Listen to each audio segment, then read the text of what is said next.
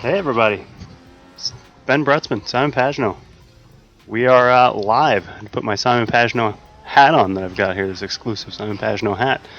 Live here from Austin, Texas. Hope everybody's doing well. So you can see here on the screen, Simon is driving around the beautiful Circuit of the Americas.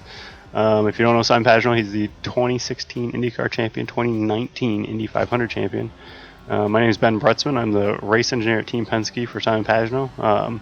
We've worked together for the last 10 years now with Simon's Racing Adventures in America. And it's race day. Race day here at Circuit of the Americas in Austin, Texas. This is the same track that Formula One cars run and Indy cars run. The WC Series has had stops here. Beautiful facility. 32 laps today at Circuit of the Americas. So excited about that. On Facebook, if you're watching over Facebook, we've got something for you. If you guys get on and share our stream across your social platforms, we'll keep an eye on that, and we're going to pick a winner out of the people that share the streams and get a Simon Pagenaud t-shirt out of his Simon Pagenaud collection. I'm sure he'll talk about it once he takes a break here. But if you want to share the stream on your Facebook platform, you get a free shirt if we select you. So there'll be one lucky winner today of the guys that share the stream. So enjoy that. Here we are. I'll switch you over here to Simon's in-car so you can kind of see what he's doing, what we're working with. He's been working really hard the last couple days here, prepping for this event. He wasn't super happy on Tuesday and Wednesday with just kind of getting comfortable at Circuit of Americas here at COTA, but he's been working really hard, and he's getting there. We finished fourth yesterday in a practice race yesterday, so that was a big positive for us. And so far so good. He's just doing some race running. He's getting into a rhythm right now of race running, and good. Here, just like the last few races, we've got Simon, and also you'll hear the audio of Richard. He works for an esports team RC over in France, and amazing team he has helping us get to speed in this iRacing stuff at all these venues and tracks. It's been a big help. Here we are. So in-car Simon Pagenaud, you can see Lando and Felix are quickest right now. Lando Norris joining us from Formula One, McLaren Formula One. He's an avid iRacing guy. He's very quick in this environment. J'arrive pas réussi à les gagner les 2 dixièmes là. So he's very quick, which is good. Gives us something to target. Now, something to make clear. Howdy, Richard. We are live on stream here, so welcome. Thanks. How are you doing, Ben? Fantastic. We're going to do great here today. We're gonna get up to speed here, see where we're at. As always, over the last few weeks, I've been answering questions on both Facebook and YouTube now. When I have a chance to answer questions, so we'll answer when we can. Obviously, you can see Lando's quick in practice. Just kind of get some stuff clear for you guys in practice. You can cut corners a little bit and find a lot of lap time. You'll get what's called in iRacing an off-track penalty. Like Simon actually just had one. He had an off-track penalty. And so you can put up really, really fast practice lap times because you won't get penalized. In qualifying, you have to have a completely clean lap. You can't go off-track anywhere. Otherwise, the lap time will be nullified. It'll be disallowed. So it's an important thing to know. 43.1 practice is very fast. I don't know if they can get there in qualifying while keeping the car 100% on the racetrack. So just something to keep in mind.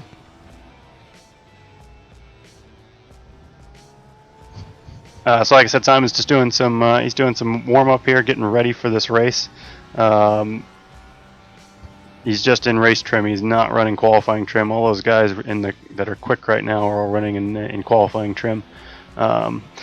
As always, like the last few events, we've had spec setups. So everyone has got the same setup. Everyone has got the same qualifying setup. Everybody's got the same race setup. So the cars are all the same. Now there is a big difference in race pace versus qualifying pace. Upwards of a second to a second and a half faster in qualifying trim. A lot of that's fuel load. So an IndyCar has 18.5 gallons of fuel in it. And you need about a little over a gallon of fuel to go for a lap around the track here. Well, in qualifying, we're only going to do 2 laps. So the fuel level in qualifying is very, very low, whereas the fuel level in the race is very, very high. So the car is heavier, it's slower, it doesn't accelerate, takes longer to brake. So things like that. So that's why the race pace is slower than qualifying pace. While Simon's getting warmed up, if you guys got any more questions or things, just post them on Facebook and YouTube. I'll do my best to answer them when I can. And yeah, we're in the Snap-on tools. Snap-on's celebrating their 100th year. So excited. They're a partner of ours. They work with all the branches of Penske, Team Penske, and they're a fantastic company. Amazing tools. I use a lot of them myself in my home garage. They're really, really nice. I'll give you a picture of this beauty here. It's a really pretty car. Got the old Penske truck rentals. Just kind of showing you around our car a little bit. There's a little gearbox view. But yes, it's a beautiful car. Excited to have Snap-on on board with us. Obviously, thanks again, as always, to Menards. Thanks, as always, to DXC and Chevrolet. Wonderful company, Chevrolet, to help us out. Give us some really high, powerful engines. Questions here, Patsy. Which Texas track do we prefer? That's a great question. I think if you would have... honestly, I can answer this for Simon. I think if you would have asked Simon this 6-7 years ago, he would have said COTA. I think he still really loves COTA. I'm much more confident in turn 19 at least. Yeah, Simon is really enjoying running the ovals now. Now that he's really starting to get a better feel for it. Obviously, winning at Phoenix a few years ago on a short oval, getting the Indy 500 win last year. He's enjoying the racecraft of ovals, and there's a lot to oval racing, and he's really enjoying that now. So that's a good question.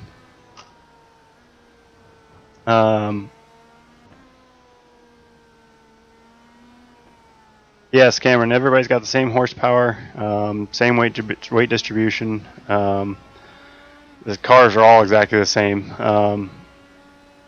So it's, it makes it tough, but to get an advantage, right, you have to really work at it. How much do in that stint? 9 plus the outlap, so 10 in total. How much time left? 26 minutes and 40 seconds. Okay, I'll switch to quali. Mitch, what's your greatest accomplishment as an engineer? That's a great question. Hey, Simon, let's do a quick intro here with everybody. Welcome, by the way, since we're on stream. Hey, Ben. How are you, man? Good. Hey, say hi to everybody. Hi, everyone. Here we are. So, been a long week of training, a good one. So, and I hope you guys are ready as well. It's going to be interesting. There's some really hot shoe around this track. We finished 4th yesterday in the practice race. It's pretty good. I think again a few tenths overnight. Just driving, and yeah, I think we can expect to be in the top 5. So that would be that's what we're going to aim for today. I think it could be a really good race. Yeah, I agree. I think we're just kind of generally looking at it's going to be a 2-stop race. When you make those pit stops, are going to be kind of part of the key to that. Obviously, as always, what we found in this iRacing track or race is keeping it on track and staying out of trouble is one of the bigger things also. So I think avoiding, if we can qualify up front, which was a good in the practice race yesterday, we qualified third. That was a pretty big deal to basically make sure we could stay out of trouble, control our race, and have our own destiny in our hands essentially, which was a big deal. But yeah, so we are going for 3 in a row here, so that should be good. We're excited to see how that goes. I'll say hi to everybody in France with you and Richard there. Bonjour à tous les Français. On a bien bossé, on a fait des heures et des heures parce que, comme je l'avais dit la semaine dernière, il y a 20 virages au circuit d'Austin et ils se suivent tous, c'est que des enchaînements et ça rend les choses un peu compliquées. On a une voiture qui est assez lourde, donc il faut vraiment anticiper les virages. Un virage, si un virage a une succession de 3 virages, il faut déjà penser au 3e virage quand on rentre dans le premier. C'est ce qui rend ce circuit très compliqué. Également beaucoup de blocage de roues sur le train avant. C'est un réglage, c'est le même réglage pour tout le monde encore une fois. Donc c'est au pilote de s'adapter avec les calibrations des pédales, du volant, etc. Mais c'est plutôt bien déroulé, je suis assez content. Je pense qu'on est sûrement les meilleurs des débutants, je dirais. Mais après, il y a évidemment Norris qui est un aficionado, on va dire, du sim racing. Donc, je pense qu'il va être racing en particulier d'ailleurs. iRacing, ouais, je pense qu'il va être très très rapide. Nous, hier, on a fait donc 4e à la course de préparation. Rosenquist n'était pas là, donc apparemment il est super rapide aussi. Pagenaud a trouvé de la vitesse, alors je pense qu'ils partagent leurs acquisitions de données avec Norris, donc ça l'a aidé. Donc je pense qu'on peut viser un top 5, top 6 aujourd'hui, ce serait bien, et puis il y a la stratégie qui peut faire des merveilles. Donc voilà, on est constant, j'arrive à faire beaucoup de tours sans sortir de la piste, je pense que ça peut faire la différence. Ouais, à mon avis, oui, surtout sur les fins de relais, parce que les pneus seront quand même à surveiller, et il y a quand même eu pas mal d'erreurs dans la semaine. Donc, on verra bien, mais c'est déjà un bon point pour nous. Ouais, je m'apprête à aller, j'ai fait un long relais et je m'apprête à aller faire des essais qualifs avant que la qualif démarre. Voilà. Qualif, t'as quelle heure, Richard? La qualif est dans 20 minutes et 48 secondes. Ok. T'as bien de quoi faire 400, c'est facile. So it should be a fun one today. Should be fun. Lots of cars. Like Simon talked about, Lando's here from Formula One. Robert Wilkins is still participating, which is good. We've got Chaz from V8 cars, so we got 2 V8 drivers in the race today. So some guest appearances, and should be an amusing race. It's definitely a full field here at Circuit of the Americas. I think this is the most drivers we had on a racetrack. I think so. Yeah, it's a full grid for sure. Yeah. So you have a 9-second gap with Kyle Kaiser behind Simon.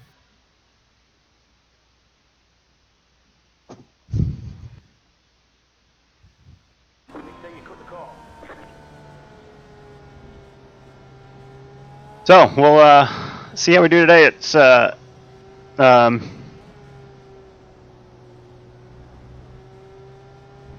I'll answer that. That's easy. He goes by Simon in America. I think a lot of our English, American tongues are it's hard to say his proper pronunciation of his name. So he goes by Simon in America. And it's such a cute name, anyways. So Simon's gonna do some qualifying runs here. Norris behind.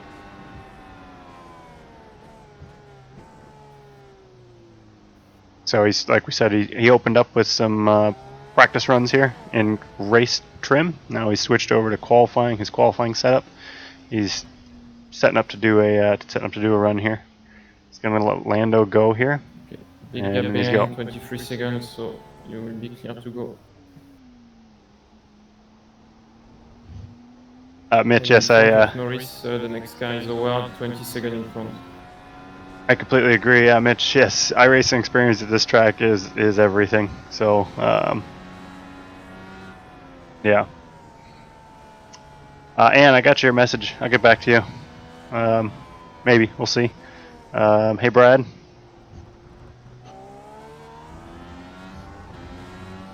All right, so we're gonna do a qualifying lap here. We're still practicing. We still got 20 minutes to go in practice, but Simon's gonna do a qualifying lap here. See how he does.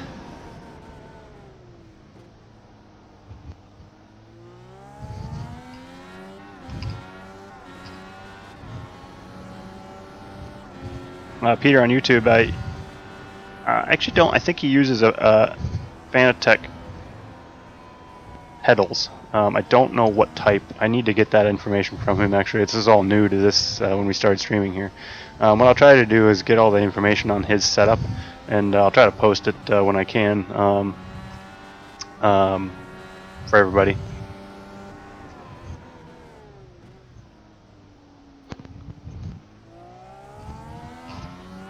Rudy, I don't. There's a whole other race team essentially for the IMSA side. That when Simon participates with the Acura and the IMSA side, there's a whole other team, different race engineer, different mechanics, and all that. So him and I worked together in IMSA back in our sports car days, but no, now I do just IndyCar with him, and that's probably enough for me. Him and myself in an IndyCar season is probably as much as I can take. No, but it's fun.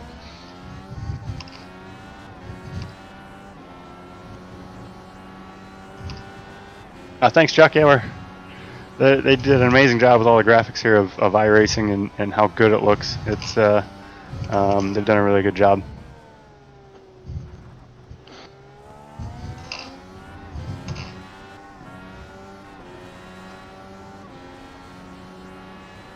Nice P11. Good opening qualifying lap there. For practice, he kept it pretty clean there too. That's going to be the key, I think. In yesterday's practice race, Lando was quick.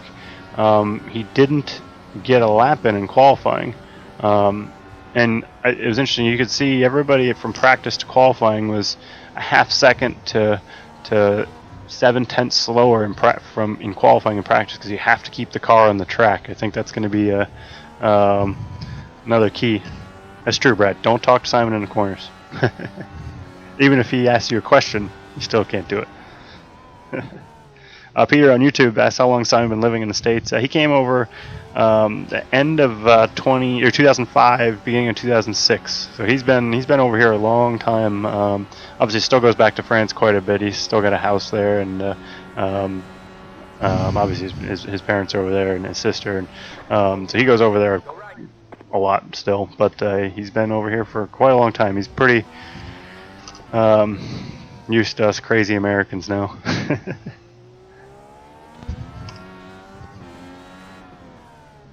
Hey, Logan.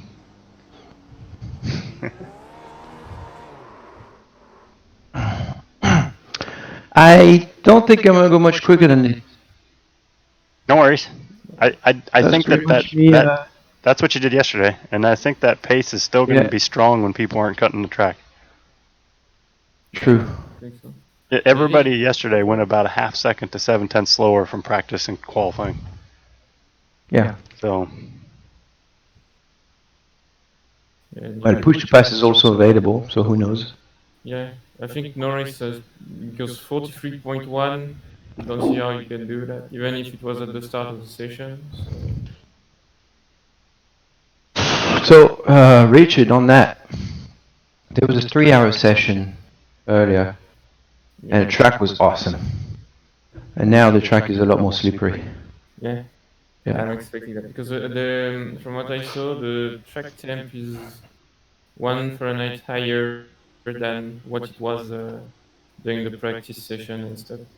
It's like on Motegi and others at the end of the practice session with all the cars extra. There is more, more heat on the track, but yeah, it's always a bit more slippery.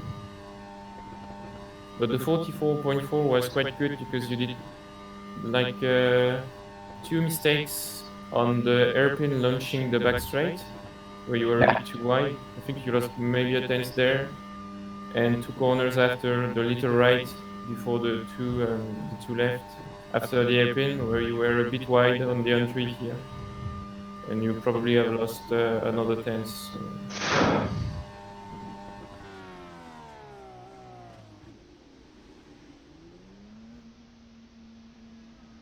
Yes. But like we talked about, I think like keeping it on track is going to be a big deal. Yeah, definitely.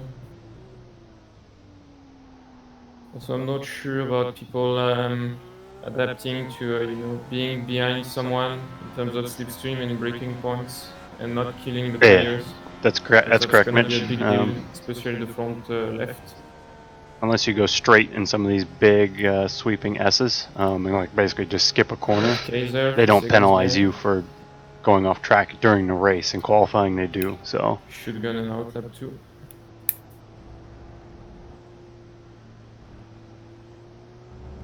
yeah, exactly. F1 limits. Half a second. And yes, correct. More like Mitch says, more strict than in real life. Real life, it's difficult to police a lot of the things that they do. Next guy is 30 seconds behind. Because essentially you either have to have someone watching it all the time, or you have to put a timeline into the racetrack. So you got to grind into the track and then put a timeline. So if you see someone trips a timeline with the beacon, you know to invalidate that lap. It just takes a lot of process for people to do that. So for example, at COTA last year at COTA in 2019, turn 19, you saw everybody was sweeping really wide through that corner in IndyCar. They weren't doing that in F1. What they did for us this year was they were going to put a timing line on the exit just outside of the curb of turn 19. So if you went out there and the beacon, your timing beacon recognized that timing line, they would invalidate that lap. Putting those in around the racetrack, all the way around the racetrack is possible, but it's not really what the series or the track want to do, because 3 seconds behind. you have to invest more in hardware to basically manage all those timelines. You have to make sure those timelines stay in proper working condition all the time. It's a lot of maintenance for both the series and the track to handle all that. Tim, I don't know what we're doing next week. Actually, they haven't even hinted at us next week, so I think we'll find out what track we do. Hopefully tomorrow, but we'll see.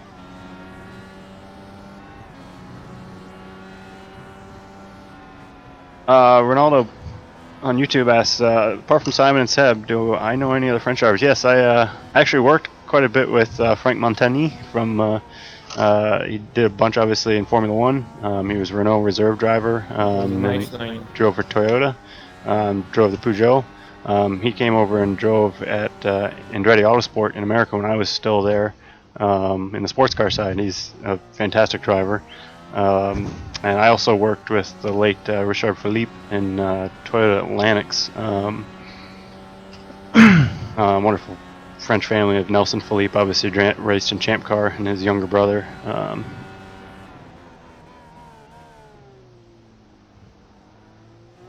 Wesley, what does it mean when we call a technical track? A technical track is one that. Can you not talk to me, Richard, when I'm on the lap, please? Yep, sorry. A technical track. Oh, see, Richard got in trouble that time. It wasn't my fault. A technical track is when you have to really, really focus on what your line is, and if there's a succession of corners that you have to basically get proper positioning on the racetrack and proper, pedal placement to position the car properly. Those are really important things to make sure you get right. For instance, after turn 1, you've got this big sweeping 2, 3, 4, 5, 6, 7, 8. That entire sector from turn 2 to turn 9 at COTA here coming up is super technical. It's all high speed, but you have to get the car placement right at the beginning right here and get your car speed right to make this entire section right. If you mess up the beginning, you'll never catch back up at the end. There's a couple different ways you can do it. You can be faster in one spot, slower in another, or vice versa. But if you get behind in the beginning, you'll never catch back up to the proper rhythm. So that's kind of like a technical type track, kind of getting getting the proper rhythm and getting the proper entry and into the section that you're going into right.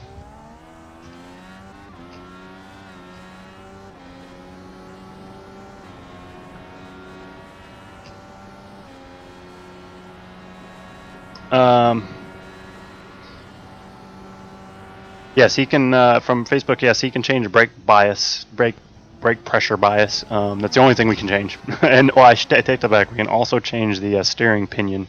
So how much his hand wheel turns versus how much the road wheels turn. By the time I get to there, the rear tires are gone, second lap. Copy. You got about just under 10 minutes to go. Copy.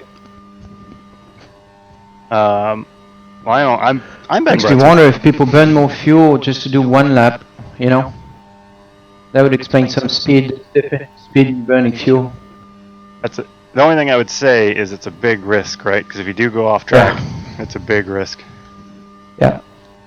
From what I saw, I'm checking also other people trying the quali attempts, and I don't see anyone burning fuel. Yeah, I heard Scott is burning fuel.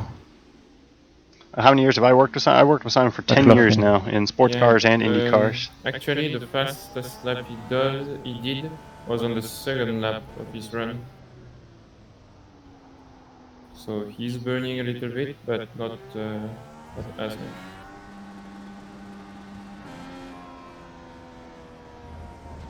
much. Lee, where's Simon's fire suit? So the bad news is we don't have a snap-on fire suit. That's why he's not in his fire suit today. Not really great, but yeah, we don't have a snap-on fire suit for him. So unfortunately, he's in a snap-on shirt. Hey, Shannon, welcome. Yes. If you guys are just coming in, Simon Pagenaud driving, 2016 IndyCar champion, 2019 Indy 500 champion. I'm Ben Bretzman, Simon Pagenaud's race engineer at Team Penske. I'm kind of responsible for car setup, making sure he's as fast as he can be, making sure the car is as fast as he can be in real life. Just trying to get used to this virtual iRacing world. Just trying to give you guys a backstage tour of how we run races and things.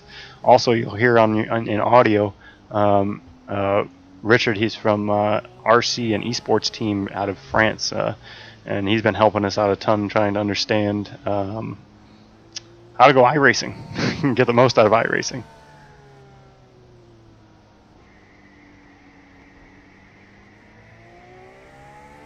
Yes, he will still get hot. He was already sweating in the practice that we were doing before the stream went live, so yeah, it's going to get real hot.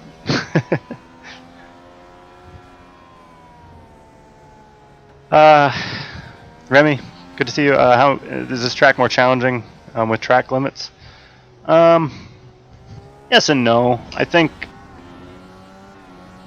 the drivers just want to know what it is, essentially. I think they're fine either way. I actually prefer the track limits, having track limits. I think Simon does also, because turn 19 last year in real life was turning into basically just who's got the most confidence to really just push the car into that corner, because there was so much speed in it. I hate this track on iRacing. Copy. It's tough in iRacing world. You got 6 minutes to go.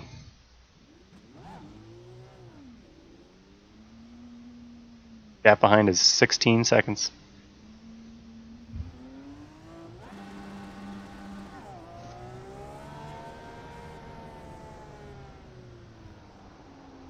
Hey Simon, while you're warming up here, is the track tougher or easier with track limits in turn 19? With track limits, a lot harder.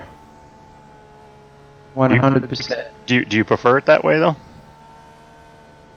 Yeah. I don't mind. Whatever they tell me to do. That's exactly what I said, actually. It said whatever they say. What I wish we had was gravel on the outside. Yeah. 4 seconds to Pagenaud. No question about it. Copy. 3 seconds to Pagenaud. Is he on an out lap or? He's think he backing just off crashed. now. He's backing off now. Yep. All right, now he's.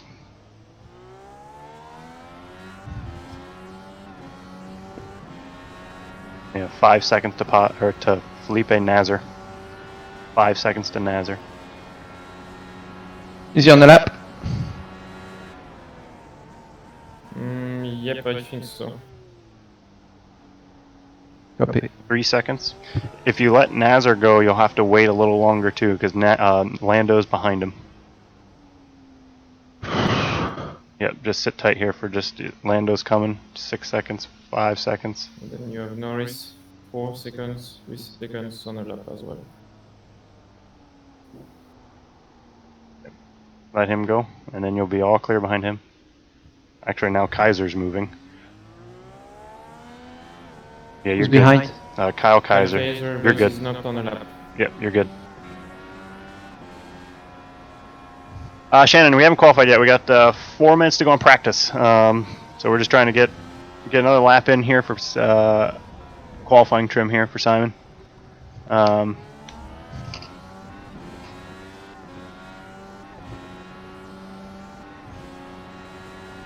Question: what team was I with in the early 2000s? Actually, I started my career with Dreyer and Reinbold Racing.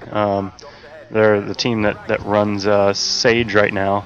Back then, they were a full-time IRL Indy Racing League team. That's where I started my career, working for free for a while, and then just kind of elevated up from a general engineer to a data acquisition engineer, and then to a race engineer. It was a good learning spot. It was a small team, so it was a good learning spot to be able to get my hands on everything and try to understand as much as I could, because I didn't know much back then. So it was good being with that small team to really do everything. Try to help out as much as I possibly can. Yeah, McLaughlin's racing today, Peter. Early morning for our teammate Scotty.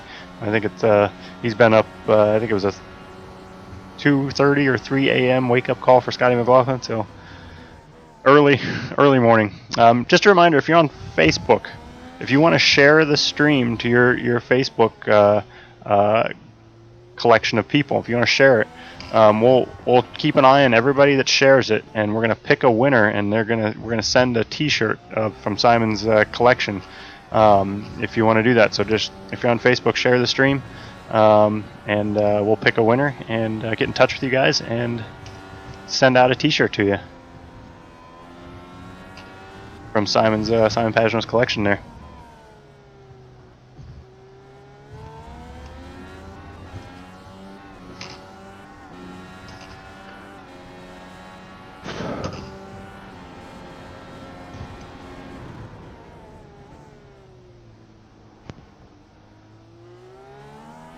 All right, so I got 2 minutes to go here in practice. Qualifying is going to be 2 laps. So it's your best 2 laps. So it's solo qualifying. Best 2 laps you have. Thomas asked, what's my degree? My degree is actually in industrial engineering. So I actually started as a mechanical engineer, and I found industrial and mechanical are very similar. And actually was going to university while I was in IndyCar. So I was getting both hands-on experience and classic university teaching. Well, what I learned while I was in IndyCar is what I eventually want to do in my career. It's kind of become more on the general manager, team principal side. And I thought industrial, since I still get to do all my thermodynamics and still get to do a lot of types of classes that mechanical has, but also have some tools that I could use to kind of get to what I eventually want to do in motorsport. So I switched about halfway through my university career into industrial, and it's been great. So.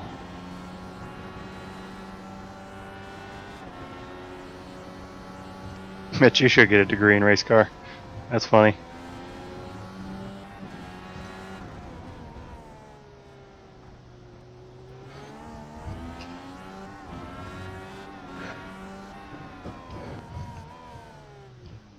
Well, we've been able to duplicate that 0.4 twice now, so that's good. that's Yeah. that's good. You're still braking too late on, the left hairpin before launching the back straight. Like, try to brake, Yeah. I think, just 1.5 meter, and you will be right on the apex. Same for the for 2 turns before. You are still trying to put a bit too much entry speed on the tight right hander. So just be cool here, and the car will just have enough grip to go.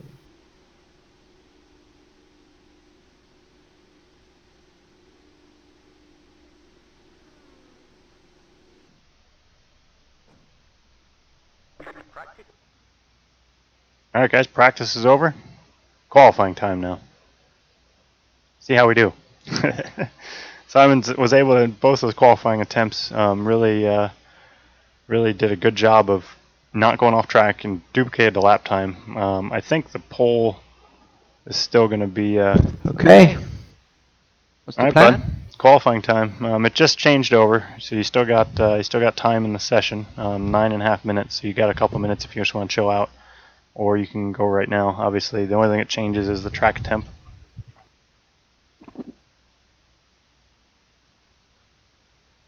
Yeah. Just don't know if it changes throughout the session again. Hey Simon, everybody wants to know, what are those trophies on the floor next to you?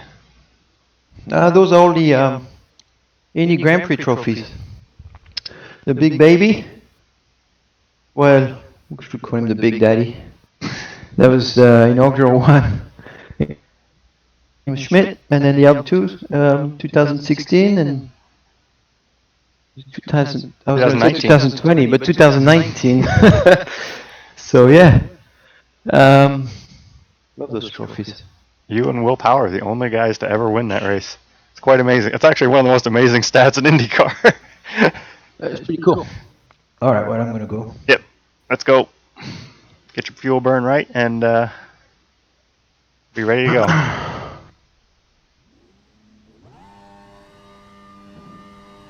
Kristen, yes, good to know that. We should have a chat.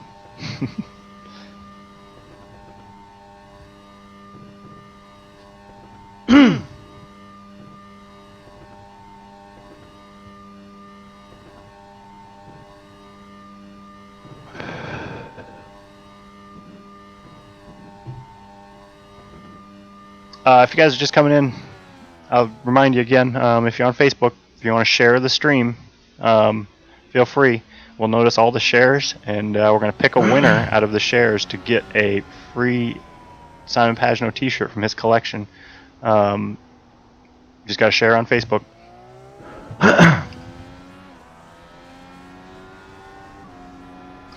Peter from YouTube, yes, it's going to be very interesting to see who gets into 43s. I think you'll see some. The guys that put a lap together that don't go off track. If I had to guess right now, I don't know, we'll see. But if I had to guess, I'd be willing to bet pole is going to be a 43. If somebody does a 43.7, 43.6 maybe even, but 43.7 is going to be a big boy lap. Without going off track. That's going to be a big boy lap, so we'll see. I'm hoping with Simons they've been able to duplicate his lap times. That was a big deal yesterday because a lot of guys couldn't do their laps and not go off track. And we started third yesterday, so I'm hoping we qualify maybe in the top 3 rows. That would be huge to try to avoid any crashes because there are so many cars here today. Mr. Mazer? I like the shirt too. I got my Franklin's Barbecue shirt from Austin, Texas on.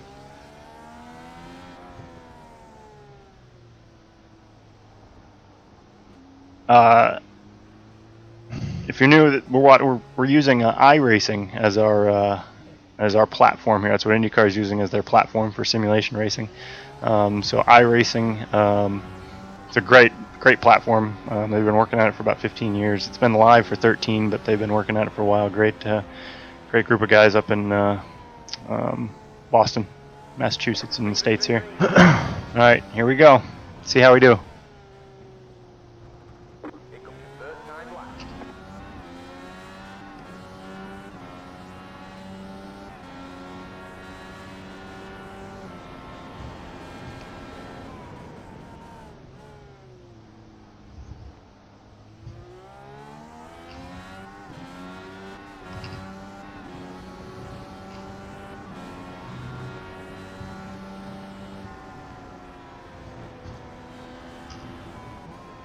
Good to see lots of questions here. It's good.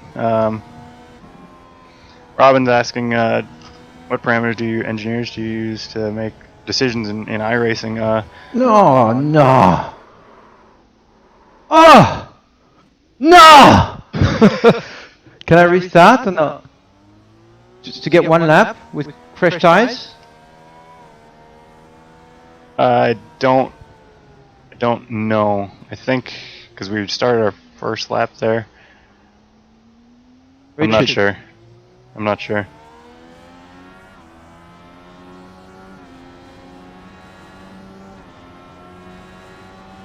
Hello, Richard. Yeah, shit, sorry, I was muted. Yes, you can stop the car right now.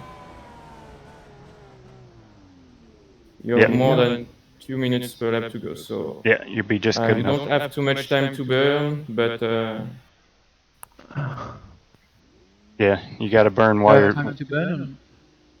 yeah, you have 4 minutes 20 left. So you can go right now, exit the pits, burn a little bit of fuel, and go for the first lap. Yeah, exactly. Exactly. Burn through the S's here and then go.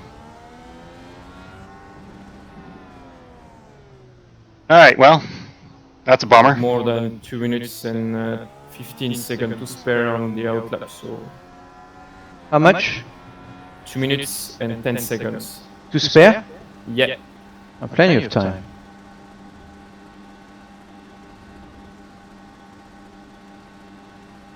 That was a bummer to start our lap here, but we're gonna try again.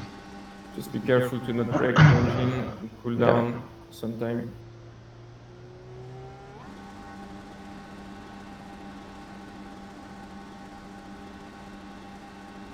What other questions have we got here while Simon's doing his fuel burning here? Yeah, thanks everyone. Yeah, he's gonna do one more here. He's gonna have one lap here now. 3 minutes and 18 second laps.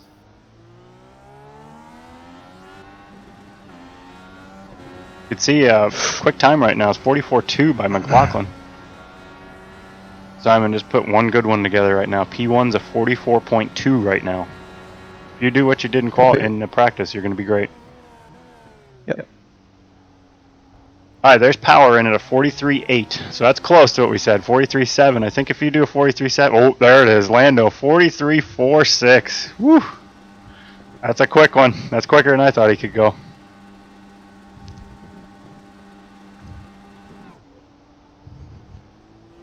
Yes, Remy, only 2 laps here. You can only do 2 laps, so it's not an open practice session, unfortunately. It's just 2 laps.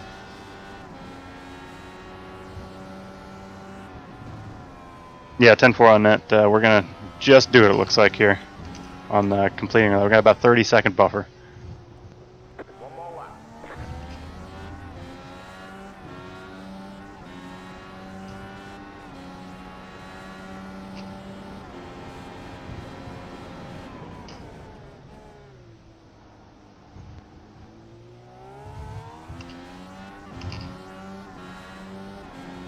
See if he can put it together here.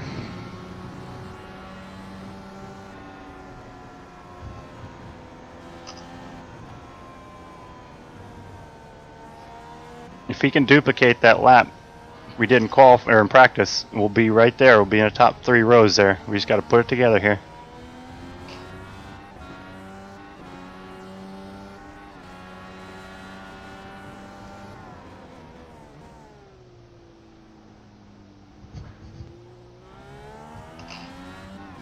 Eric, he's using Fanatec stuff. I need to get. I'm doing a bad job of knowing exactly because I know this question comes up a lot. So I'll make sure I get his model and everything for the wheels and pedals for you guys as soon as I can.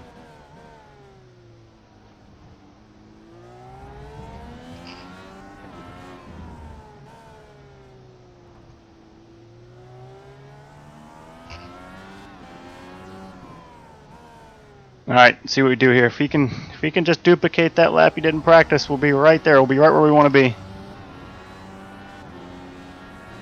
Come on, Simon. Finish this strong.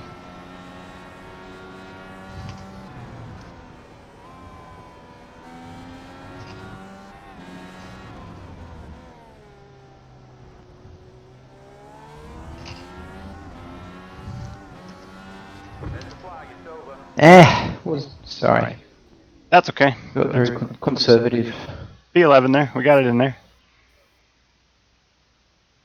Well, Yeah, I got super conservative. well, we're in the top third of the field, so that's good.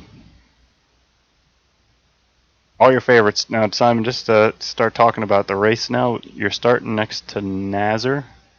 Just as an FYI, Nazar does have a high ping. His ping's he does? one of the highest. Him, Scotty McLaughlin, and Chaz and Felix are all high ping guys. So just be careful with Nazar. Okay. I think I did too much practice, to be honest. Okay, copy. Fastest lap of the week was Monday.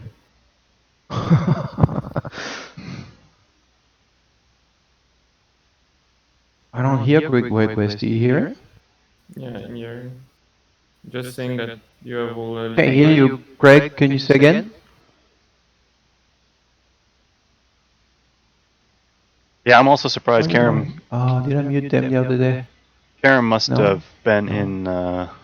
Must have gone off track or something. Cause I wonder if that was the second lap. I'll have to look and see. I was surprised because Karam was much quicker in. What time is it? 2:22. You're in warm up. So, start your engines is at 2:43 today. So I suspect Okay. you got about 17 minutes of warm up here. Copy.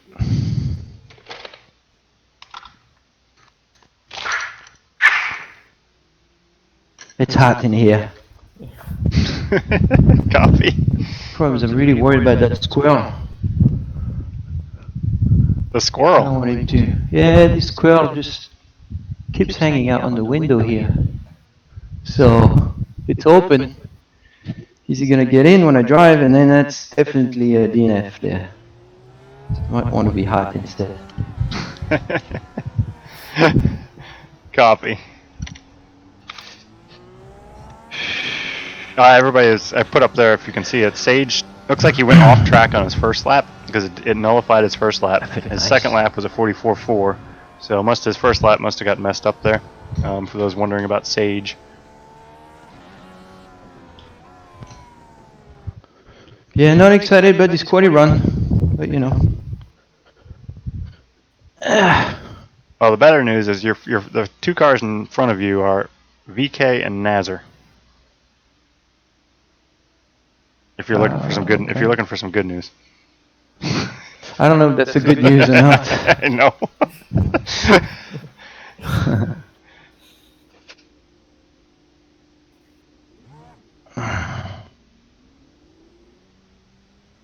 I agree. We should get Norman. Everybody wants you to go get Norman to get the squirrel. He chased them. He chases them. Hasn't been successful yet. I wouldn't want him to get successful at it.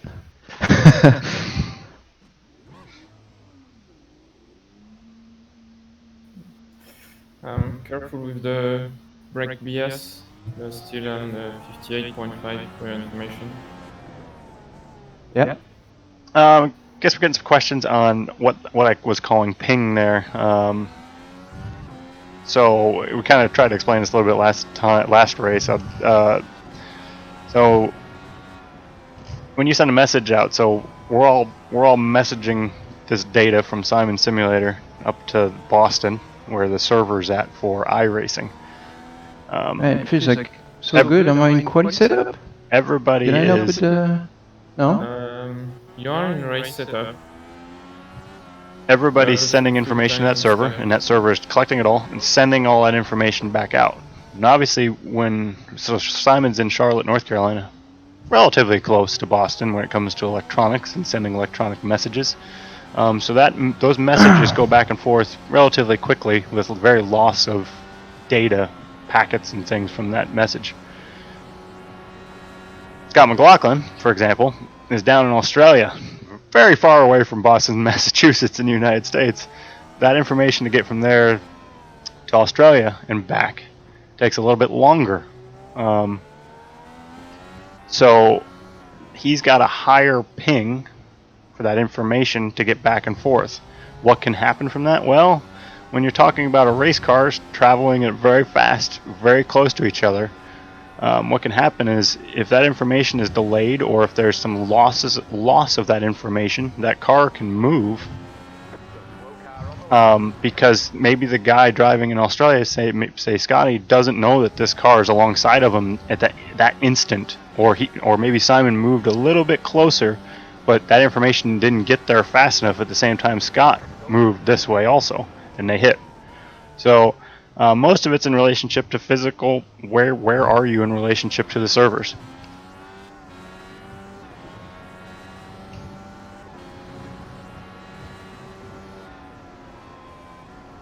Yes, Kathy, lower pings are better.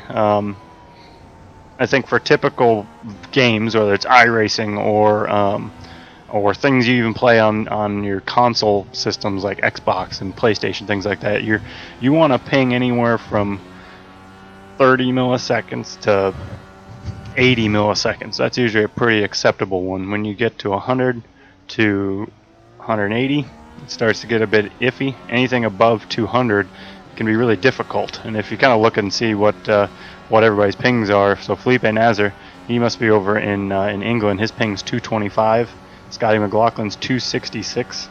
Chaz is also 266 from Australia. So it takes a while for that information to get back and forth. So whereas any guys you see in the States here connecting to that Boston server are all pins of 66, so relatively good pings.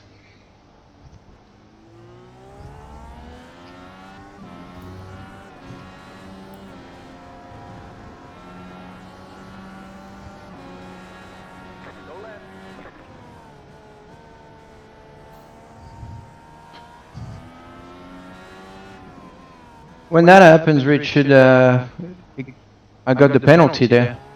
Yeah, because you re-enter on the track on the AstroTurf instead of between the two curves, on the red part of the. I did that earlier, but it did the same. If you are too fast, it did, but if you are lifting a bit the throttle, you shouldn't have any penalty. But you just really need to be between those two curves to not take the black flag. Thanks, Robin.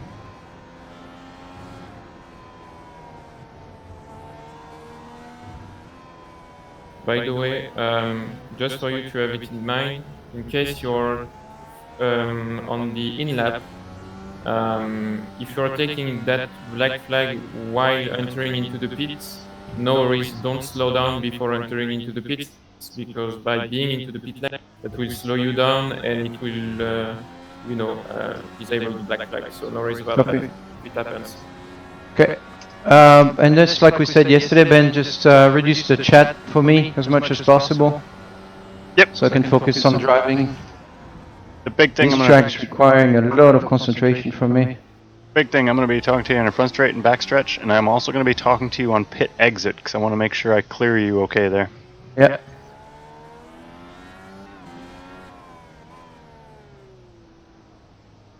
Who's that behind? Pagenaud. Lando's ping is actually 133, so not bad for Lando, for where he's at. It's actually really good. He must have really good internet over there.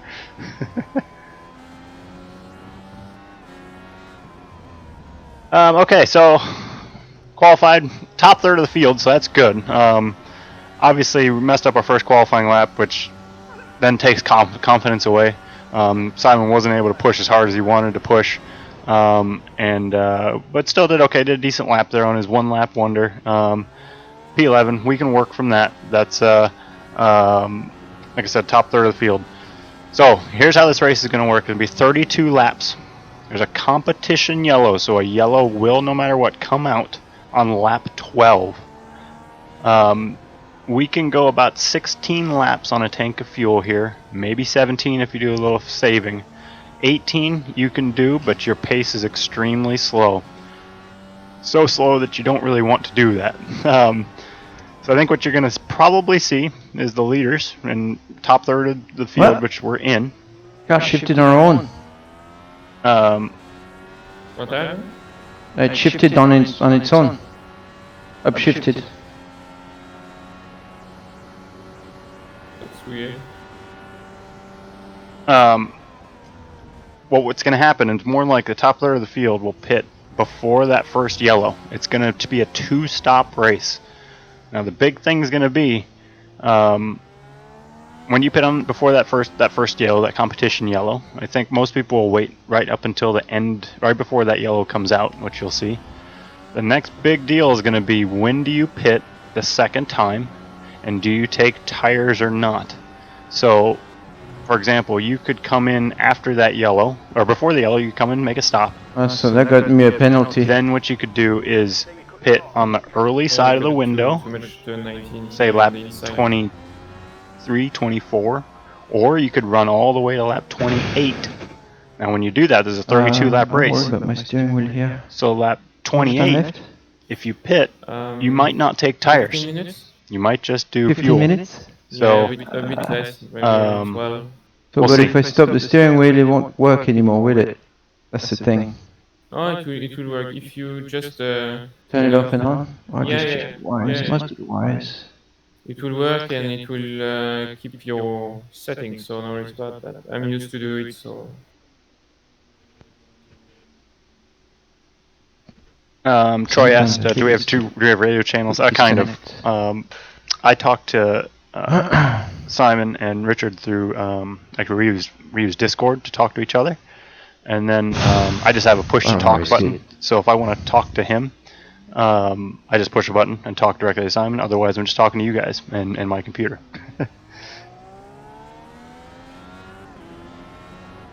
Robin, do you think drivers would pick up bad habits from all this iRacing? It's a question that actually gets asked a lot. And it does happen a little bit. Actually, one of our teammates, Will Power, a couple years ago, had that happen, and he thought he developed some bad traits from iRacing. But what we've seen both in iRacing and both Chevrolet and Honda have big driving simulators. What we see happen is the drivers. All right, you know what? I'm going to take a breather. The drivers copy. Okay. The drivers. Text me when we've got to go. A little bit before. Okay, copy. Hang on. What's he saying, Greg? He just announced 10 minutes before going. Okay. Too much driving around this track. Copy. So they do develop some bad habits, but they go away pretty quickly. Because once the drivers, they all have such a good feeling for that grip and what that grip is, that feeling goes away pretty quickly. So that's a good thing.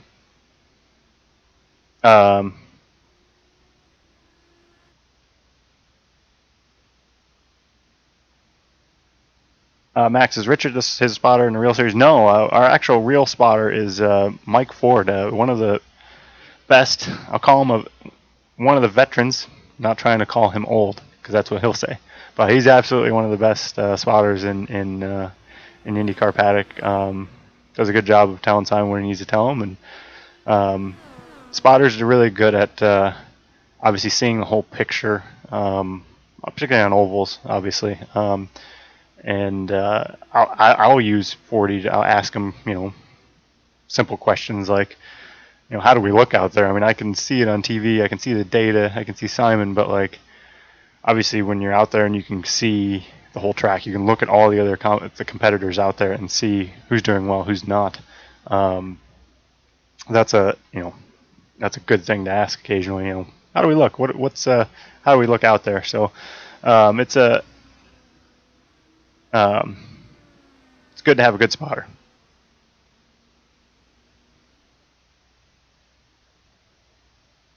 Mr. Phillips, good to see you. How much is the race engineer involved in the car setup? Everything. That was a question asked on YouTube, but that's basically my job. My job with Simon is to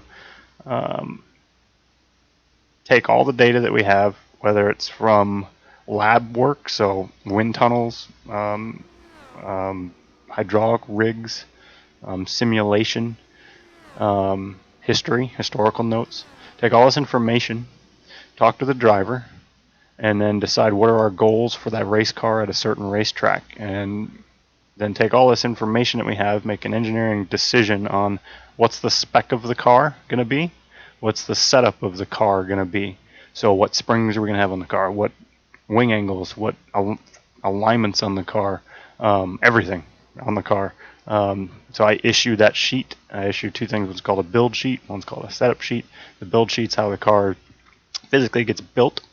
So like what suspension goes on the car and what configuration, stuff like that. And then then the setup sheet is, okay, now that the car's built, how do we do that? How do we do the wing angles? How do we align the car? So I give those sheets to our crew chief, Trevor, and Trevor puts the car on a setup plate with all the other wonderful mechanics we have and sets the car up to that spec. And then that's how we go present the car onto the track. So it's a big job of just trying to keep up with everything, but it's fun. It's I guess one of the reasons I got into this whole thing was try to make the cars go as fast as they can.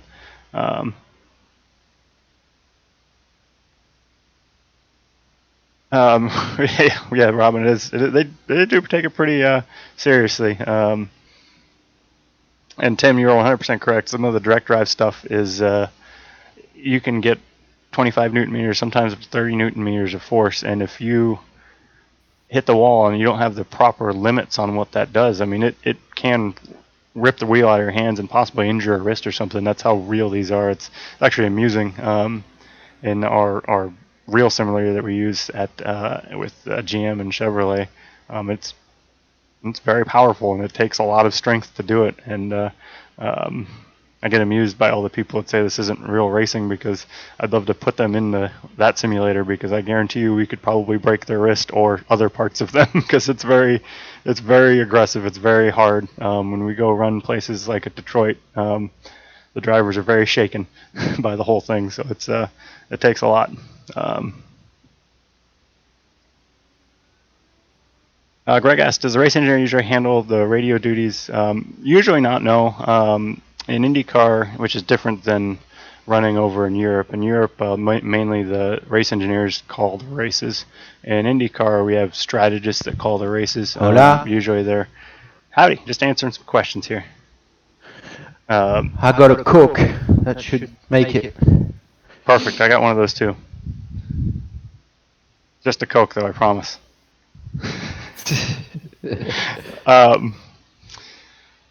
And so the race engineers basically take all this information, try to give the strategist, hey, here's our options. Okay. We can do this or do that. I'm back. And they'll make a decision on we're going to go with this option to try to win the race. And he'll tell the driver about it. This is hard because, are you talking? Sorry. No, you're good. You're good. Go ahead.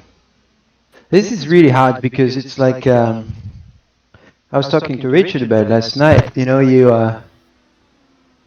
don't have, we've talked about it obviously, but you don't have as much feelings or sensation as usual.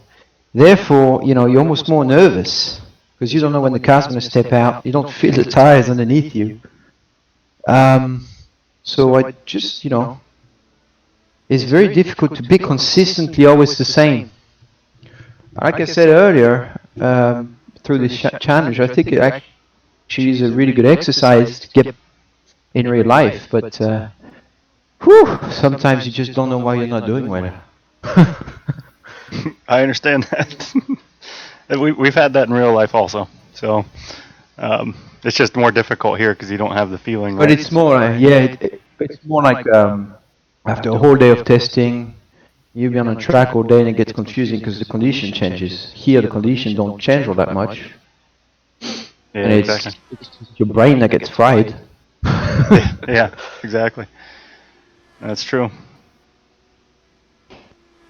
I was just explaining to how physical sim racing can be sometimes. We were talking a little bit about, not going into great detail, but using the GM simulator that's out there, how strong that steering wheel can be sometimes. It can be very, very strong, just like real life. Yeah, you actually get on it sometimes to make sure it works right. And You even said that you burnt your arm off once a few Oh times. yeah. Back when we were IndyCar, back in 2016, when we were running the aero kits, and we had about Yeah. 15 to 2,000 pounds more downforce than what we have right now. Places like Elkhart Lake, when you'd run through the kink after the carousel, it was like, in my case, I don't work out much, but it was all the strength I had just to drive the car physically through the kink. There was no correcting it. If it stepped out, you were going to crash. It was, you set your hand wheel in and you just hold it as hard as you can, and it takes everything you have. So it's impressive. Yeah, it is. It's those cars don't have power steering. There's so much downforce. Think about this. We have roughly about 5,000 pounds of downforce on a road course at 200 miles an hour. So the faster you go, the more downforce you have. But 200 miles an hour is the number that we use just for reference. So think about 5,000 pounds of downforce pushing you to the ground. And those tires are so wide, and they're slick tires. They're not grooved. So they have such a contact patch, a strong contact patch. So in pit lane, it's actually almost impossible to turn the steering wheel on your own because it's so sticky. It's requires a lot of fitness. Maybe I trained too hard this morning. You are. Simon is still training. He's training about 3 hours a day. Just making sure that he's ready for the season when it starts, which should hopefully be soon. We'll see, but got to always be ready for when that happens. Yeah. Been working out non-stop. Actually, I've been training out every morning with my trainer on FaceTime. I've got, when I came back here from St. Pete, I got all the equipment to train in my house here in my gym, and been good. I'm the fittest I've ever been now, obviously, with all the time I have. That's good. I've been telling everybody, Simon, if they're sharing the stream on Facebook, we're gonna pick a winner out of that group and get some nice get a nice Simon Pagenaud exclusive T-shirt. Yeah, we got a new clothing line that came out, so we thought all our followers, you guys have been so great, that we would give someone, but you have to share. Where, Ben? I don't remember. We're going to share the Facebook live stream. All right, bud, 40 seconds. You got to get in the car. I don't understand Greg. I don't hear Greg. You? Yeah, we are, so no worries about it. All right, hop on in. Shit, where are my gloves? Oh, shit. Got it! All right, now we're ready. That reminds me of Texas. You remember when I do. I had to take my glove off under... What happened? I had to take my glove off. I think the radio came unplugged from your helmet, so you had to take your glove off to plug the radio back in on the side of your helmet under the pace laps. It was exciting. Yeah, that was exciting because I was like, going on the green. Okay, that Coke made marvels. Copy. All right, bud. Starting P11, you're going to be on the inside here. Obviously, that row in front of you is going to be exciting. Behind you is Ericsson and Ferrucci. You have 10 push-to-passes. I'll try to keep you updated that through the race. Since we're in the top third of the field here, we're kind of looking at plan A for the strategy. Yeah, you got my text on plan B? Yeah. Not excited about the second part of it.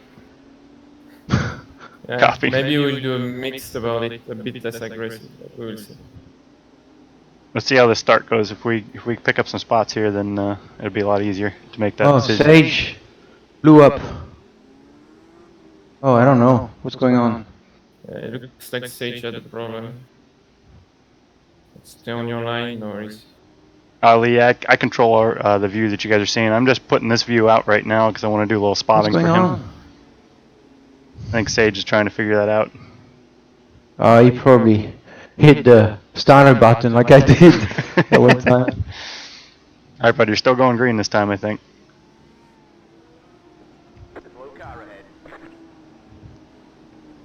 Why is Joseph staying behind? He's trying to figure out because Sage was in front of him. Just get tuck in behind here. We're gonna go green here.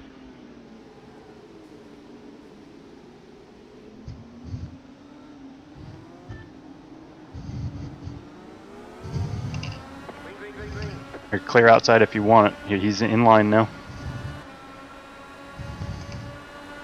All right, we need a good clean start here. Right side. Stay on the left. Hold your line. Hold your line. Clear. Joseph's slow here. We got to keep an eye on what happens here.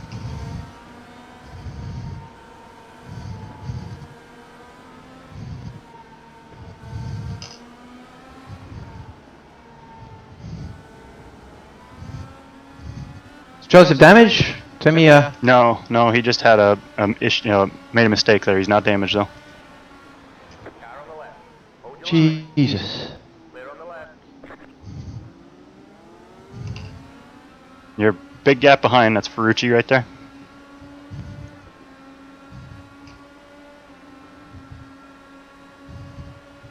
Car on the right. Keep to the left. Clear on the right. Right side. Clear. Car on the right. Stay on the left. Clear. Good battle right here. Us and Ferrucci. Ferrucci went full dive bomb into turn 11 there. Got us. We had a little bit of late rear locking there into exit into 12 there. We couldn't get the power down there. All right, we just got to settle in now.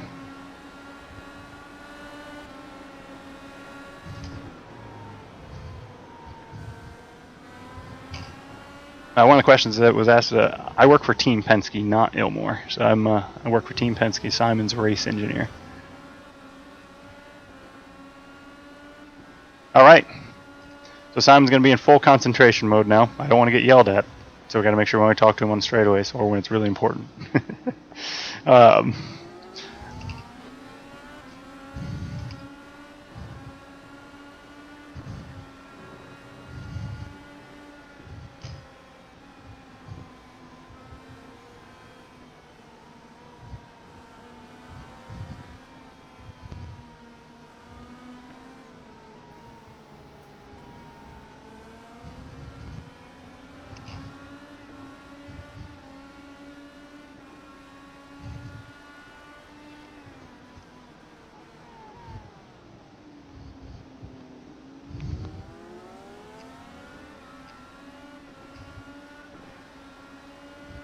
Nice job. Still Ericsson behind.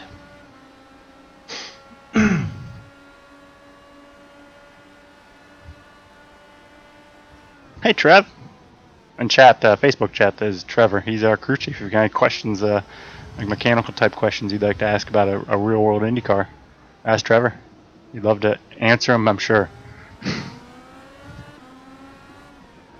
Nathan, are there off-track limits and contact? Yeah, there's contact. There is some off-track limits, but only if you go really big off-track. It'll black flag you. But check Joseph's car. I think he's got issues. I'm on it. He's coming in. Yeah, front left end plate is damaged. okay, watch Ericsson here. He's right there. That moves you up to P10.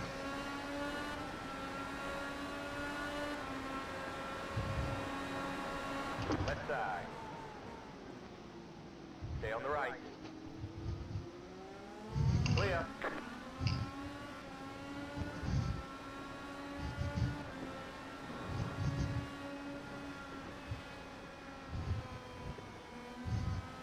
Jonathan, actually, I think we're going to end up two-stopping this because of there's a competition yellow here on lap 12.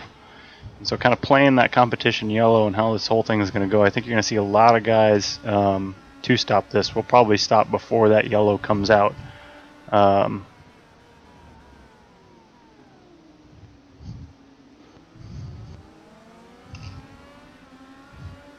Nice job. Got Dixon a second behind Dixon.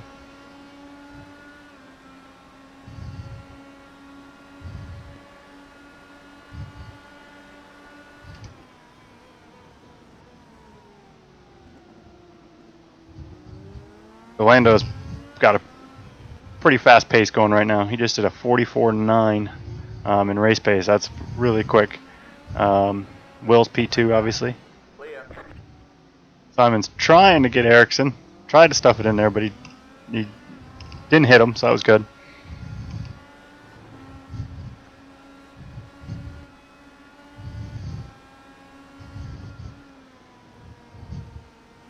Jonathan, I don't think anybody's going to do the one stopper just because the fuel save here costs too much lap time in iRacing. I think in real world you would, because you've got fuel mixtures that you can use, and you can do a little bit the fuel mapping, and how you do with the lift and coast the driver would do is a little bit better in the real world. But in this form in iRacing, you lose too much time to save that much fuel. You actually faster to do a two-stopper with kind of managing how much fuel you put in for each stop.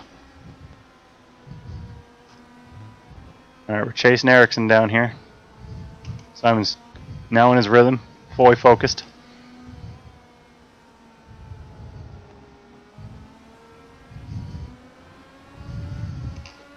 He's right there now. Yeah, it's a pretty big penalty, Jonathan. We talked. Question from you two: how many times do we talk to Simon in a real race? We talked to him quite a bit. Always trying to keep him informed. What we try to do the most, though, is make sure we're clear with him and try not to confuse him.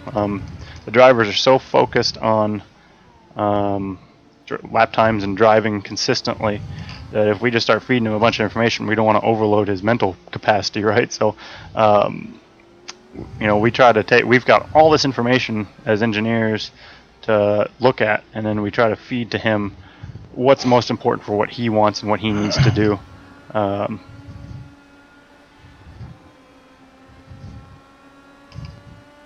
to see if I can answer a couple more questions here, quick. The GM sim, yeah, you probably find some videos of the NASCAR version on online. It's full motion though. You can check out some videos from the internet.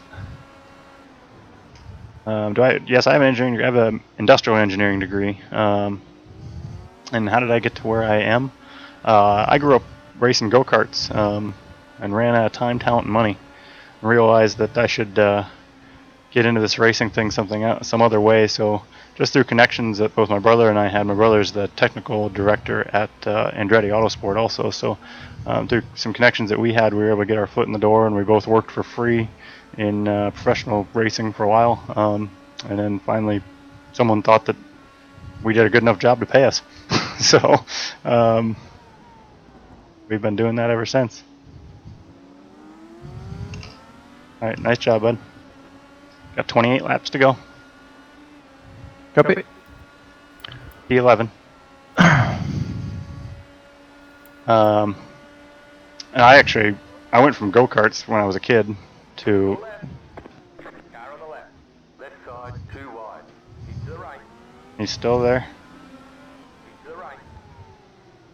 Clear on the left. Nazar made a mistake there. We were able to pick up that position. Just so you know, that's Nazar behind.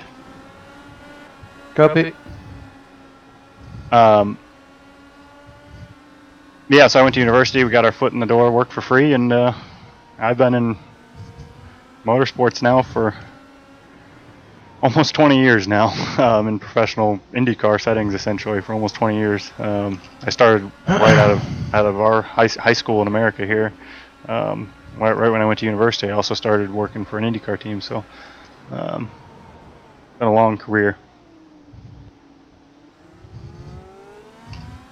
Jonathan, yeah, I suspect a lot of people are going to pit before this yellow.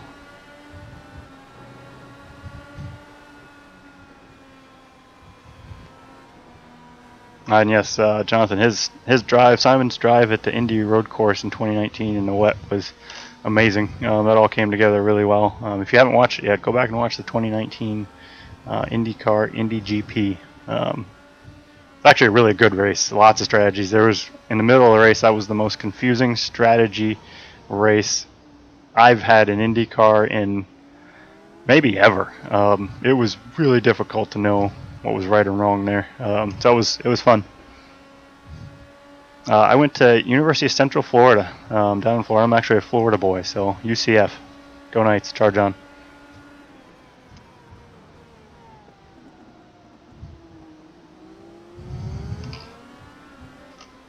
I agree with you, Nathan. That race at Indy last year was one of the greatest ever. Alright, so we're going to be slowly but surely coming up to a first pit stop here.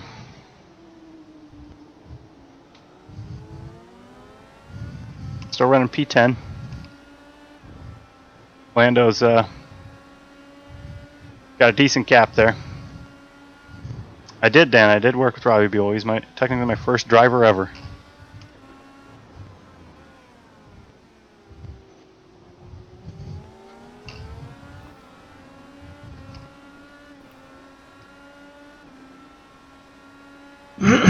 Yeah, the wet tire decision, dry tire decision, and when that. Man, I just keep locking up the tires. That was a huge decision there. Unfortunately, our teammate Elio spun on the pit exit there and stalled and caused a full course yellow. When that happened, it was at a very odd point of the wet versus dry, and no one knew what to do. We actually kept Simon out. This is no joke. We actually kept Simon out because we didn't know what tires to put on the car at that point. It was dry, it was wet. So I said, we don't have the right decision to make here, so just keep him out because we just don't know what's going to happen. Is it going to rain harder? Is it not going to rain? You're all right. Just keep it on track here. You're doing great. You're P10 right now. Nazar behind.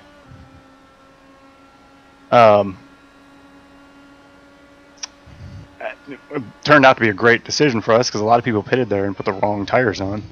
And so they had to come down pit lane again, and we only had to make one stop. So that ended up being a pretty big key in the race.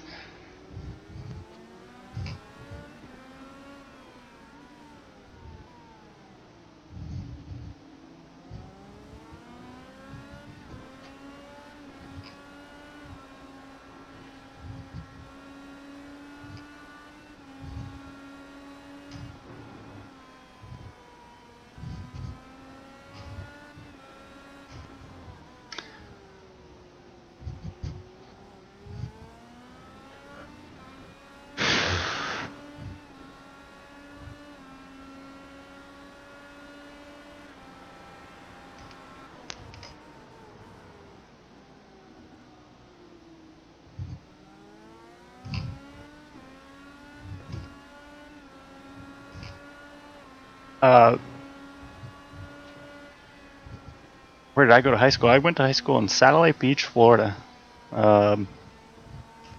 In Satellite High. So if you're familiar with where Orlando, Florida is, about an hour east of there by COTA Beach. Okay. He finally got That's that it. corner right.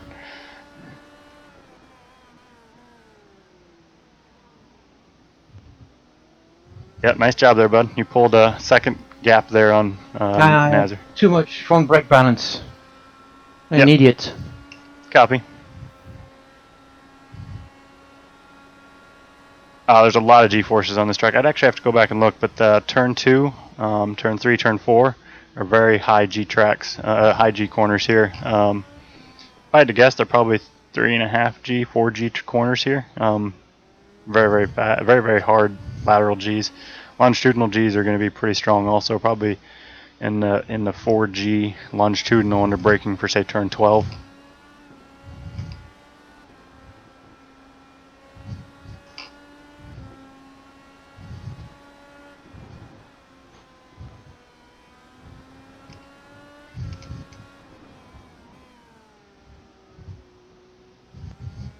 All right, nice job.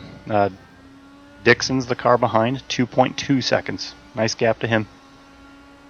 Copy.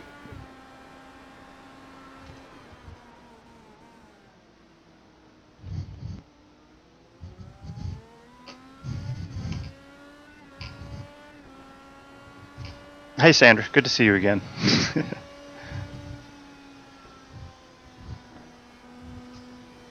I don't live in Florida anymore.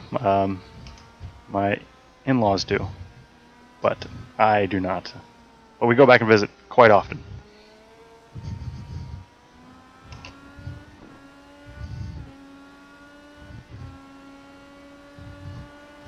Yeah, Rudy, I was actually born in Florida Hospital, right in Orlando there.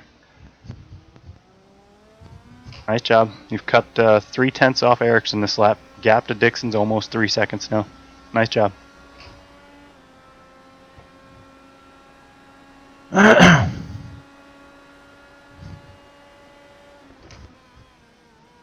right, I got to do a little bit of racing now. I got to decide when we're going to pit here. Make sure I get the right amount of fuel in.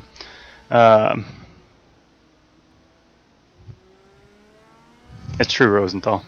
It's true. I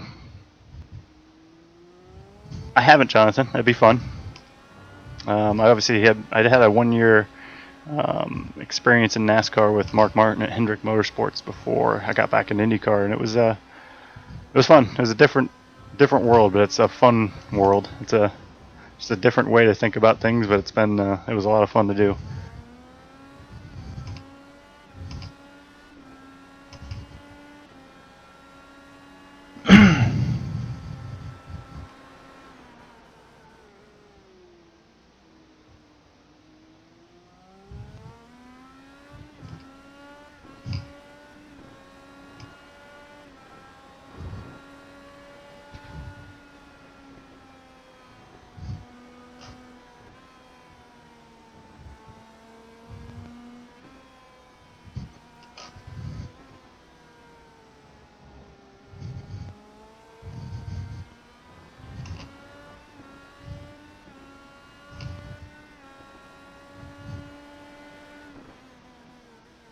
Be back with you guys in just a sec. Just trying to make our final strategy decision here.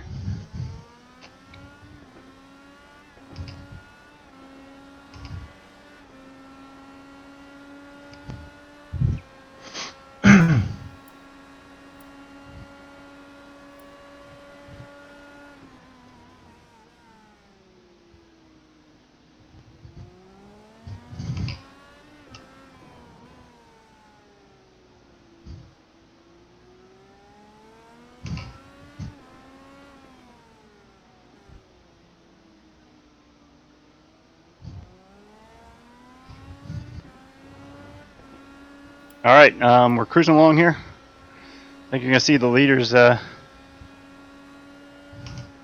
gonna start to see some action here soon.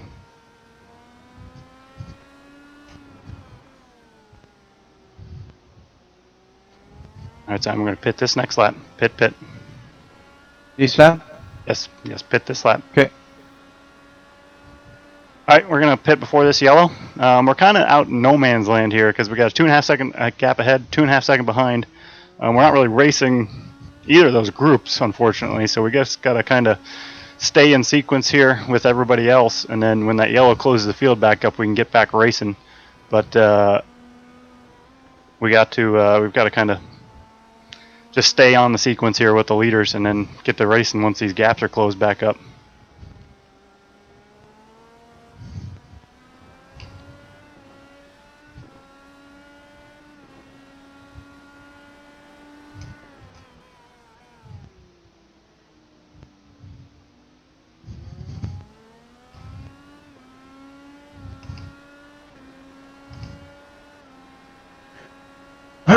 Yep, pit this lap. Pit. Copy.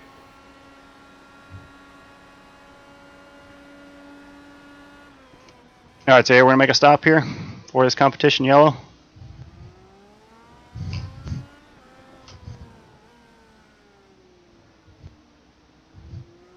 I think we'll see the leaders start to pit here shortly, I believe.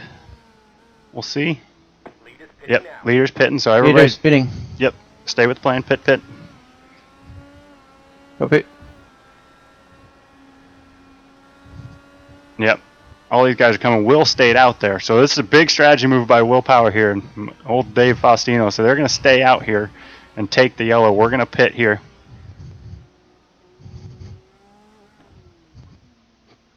Nice job, Simon. There's a break in the strategy here. Will stayed out, so he's gonna have to pit under that either the yellow or he's going to try to one-stop it. We're going to stick with our plan A here.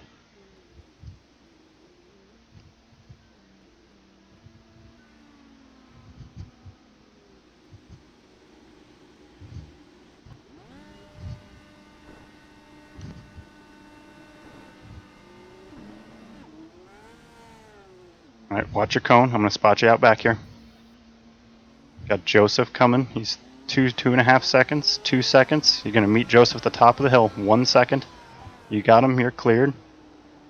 All clear. 1 second behind.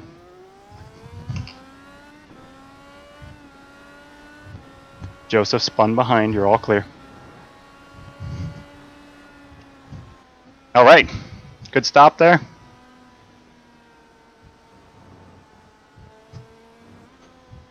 Very good stop there. That was clean.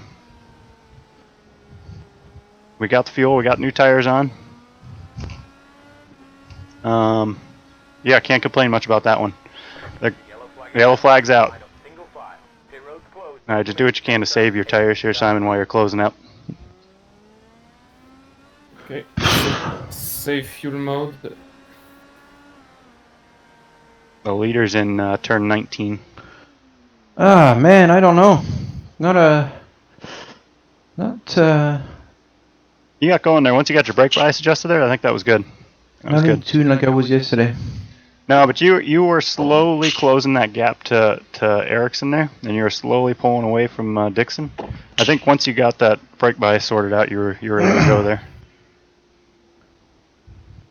Okay, so like I said, Simon, there's a couple strategies here in play right now. Will stayed out, along with I got to look through who didn't, but there's a few cars that did not pit, which includes Felix, BK, Top five didn't. yeah, top 5 didn't, Ferrucci. So there's 2 strategies in play here right now. Copy.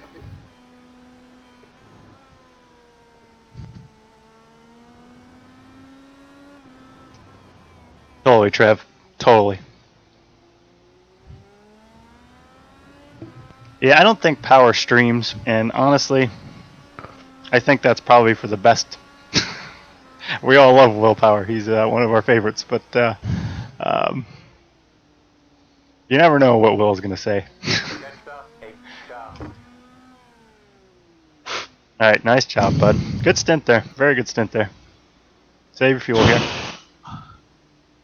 Yeah. Not hitting my marks like I want to. So here's the situation Thinking. where P13, the top 5, just like Richard said, the top 5 did not pit.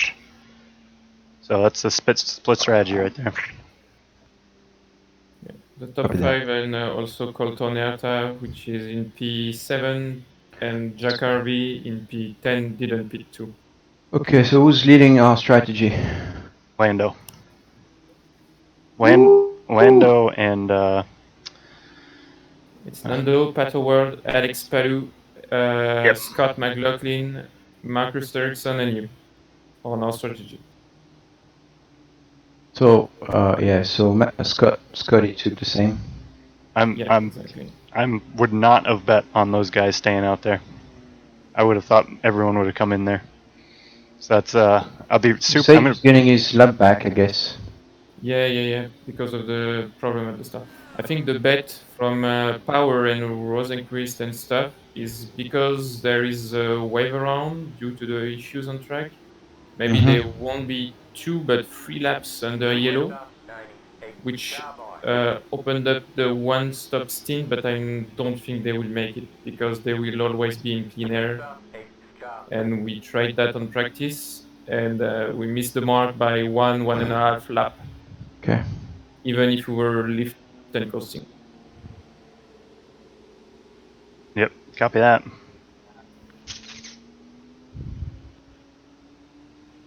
So this is going to be an interesting race. I mean, basically, there's half the guys in front of you, Simon, are different strategy. So, Kaiser behind you is for position. Behind Kaiser is Sato. He is not for position. He's a lap down. Copy.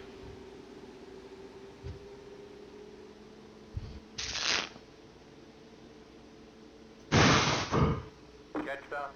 Stop.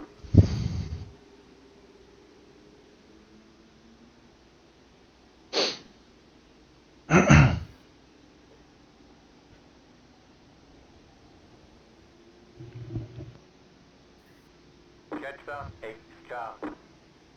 Jetstar, 8 car.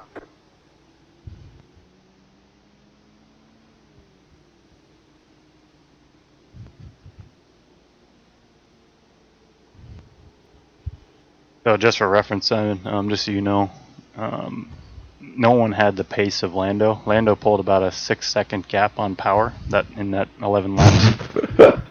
Oh! Power was running second, And obviously. I'm struggling to go as fast as Power. Copy. Wow.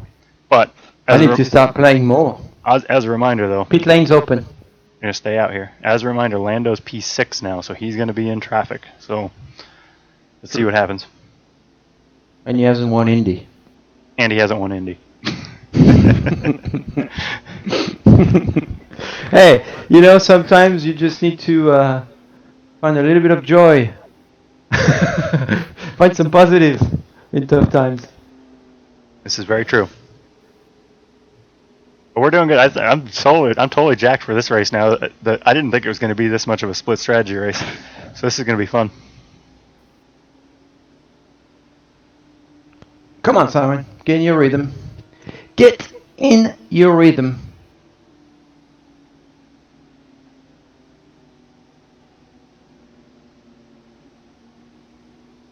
Yeah, I had way too much front brake balance. Somehow the quali setup versus the race setup, I can't run the same balance. Brake balance. So, Richard, one thing I'd be interested. I came into a couple sessions randomly the last few days, and Will had been doing a lot of lift and coast practice. I agree with you. I think it would be very, very, very difficult for him to do that to make it. But I know he has been working on it, so maybe that's his plan. That was the plan, I guess, yeah. Yeah, the thing is now we can do one pit stop, but like he will do it on one stop. He should pit on lap 17 or 18, I think. But because he's on the lead, so that should work. But he will have to do a full stop without having any gaps compared to his opponent. Yeah, So yeah, because, yep. How many more laps to go? He's trying to do it on one stop? yeah, Possibly, he will, I think so. he will do it on one stop, but yeah, it will be a way longer stop for him compared to others. So what about a pit stop is 25-second loss, right? Yeah, and for So us, he would need to not lose 25 seconds on track. and for him, considering it will be a full fuel stop, it should be around 29, 30 seconds. Yeah, exactly. And for us, it should be more about 24 seconds, stuff like that.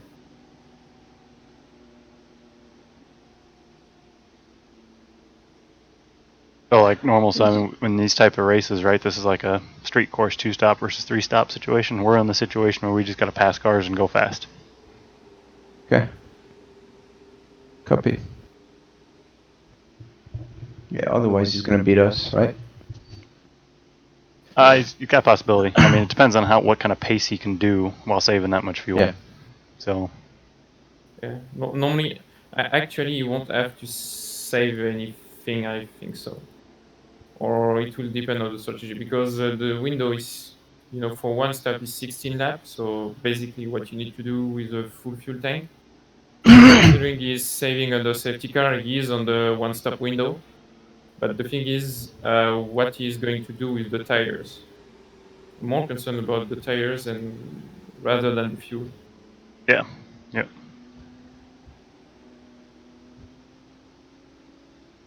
Okay, we're going green. Car.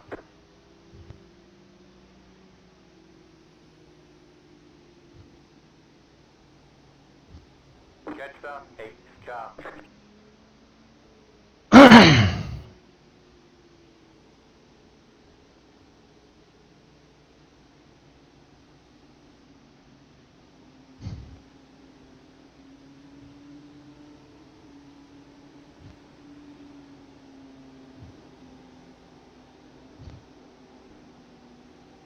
All right, here we go. This will be.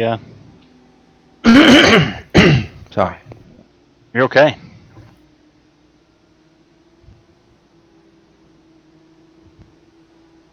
This should be entertaining. we've got the field is at least the top half of the field is completely switched on strategy. This is going to be super fun to watch. The guys getting through traffic on the two-stop strategy versus the guys trying to save fuel and get to the end on the one-stop. This is going to be fun. These are usually the best kinds of races that we have in IndyCar. These split strategy races. Green flag, green flag. Good gap behind, bud. Good gap. That's Kaiser, but good gap behind. Ericsson ahead. This is going to be so much fun to watch how this works.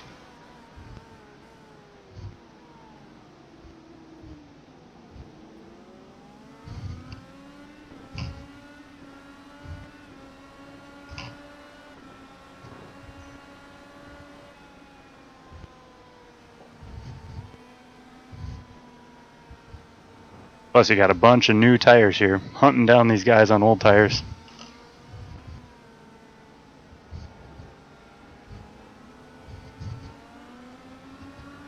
Be careful, RV has warm tires in front of you.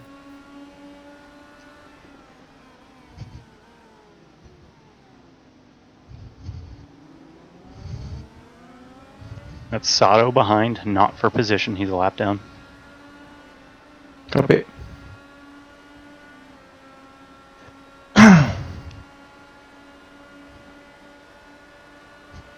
Whoop. Whoop. Sorry. Copy. Feed it back in there. You're good. After him, you're all clear. All clear. Sorry about that.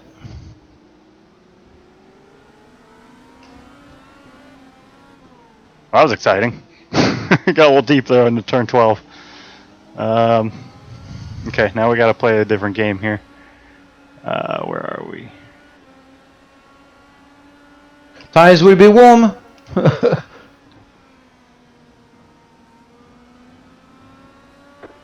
car on the left. Got a slow car Careful, go on the right, go on the right. Slow car ahead. Nazar ahead. Watch these guys up here, Simon. They're all over the place.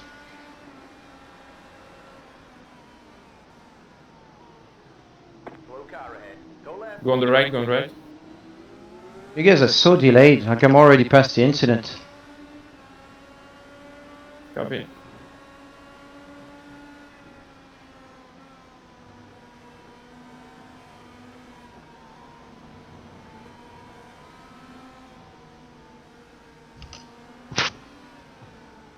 These guys are getting real racy in front of Simon right here. So this is entertaining to say the least.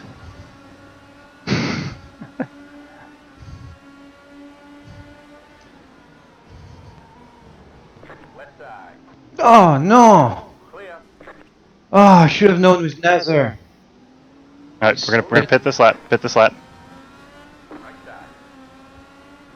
Dropping a lot of fluid. We have to fix it. Clear on the right. We're gonna come in and fix that. We're gonna go to the end from here.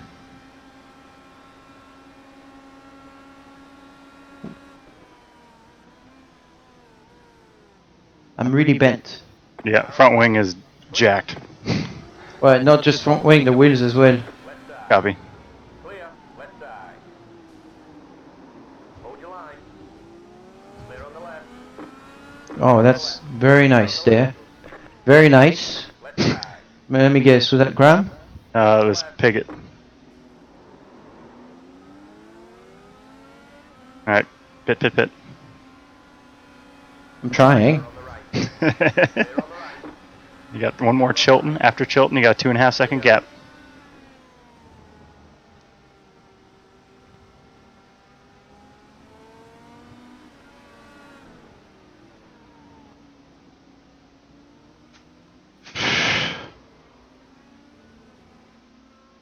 Well, I did put myself in that mess. Yeah, that's okay. We're gonna make it home from here. 16 to go. So Fast fuel. repair. Yep, fast repairs Fast on. repair is on. Fuel's not going to be a concern. It's just going to be go, go, go.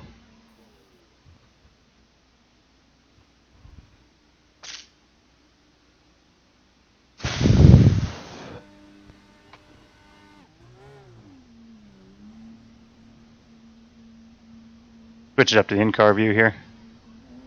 That was a quick fix. 22 guys are all over here. All right, bud, you are all alone here. Next car heads 12 seconds ahead. Just pump out some lap times here till the end of the race. We'll see where we end up. I'm not going to talk much here, just getting a rhythm.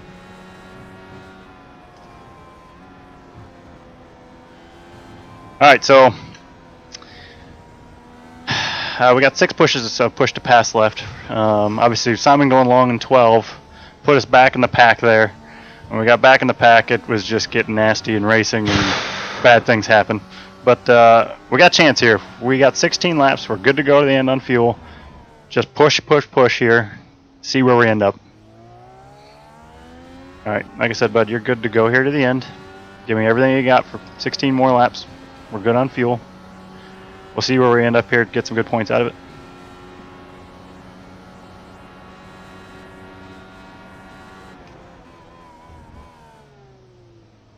Alright, we're cruising. I mean, so Felix, did you see that Felix and Renus just pitted from behind Will there? I don't know if you guys were watching. I'm going to be totally interested to see, did Power just pit?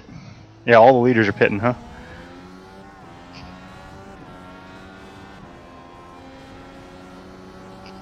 The leaders are all going to be able to make it from here. They all stretched it out just enough with that yellow. That was good running by them to save all that fuel under yellow and save the fuel on that first stint. Saving the fuel on that first stint and under yellow there was able to extend that first window out long enough to make it to Position. that's Graham. Yep. For position. Who's that? Graham. That's Graham? Yes.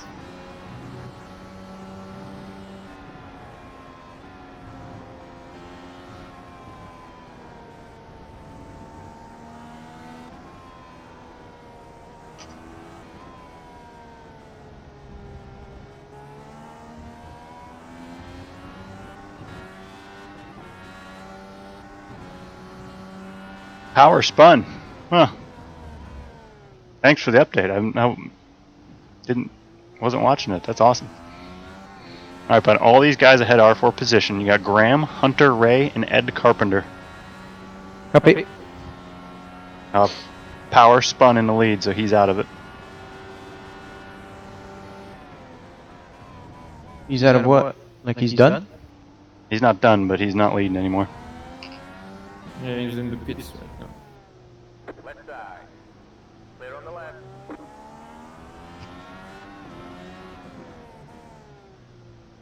Alright, now this is when Simon needs to put his head down.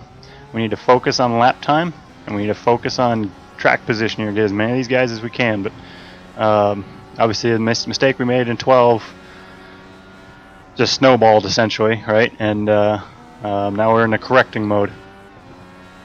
But that's how racing goes. Oh. Who's ahead of me? It's Rahal? Yes, And it's like Graham. guys jumping over the place.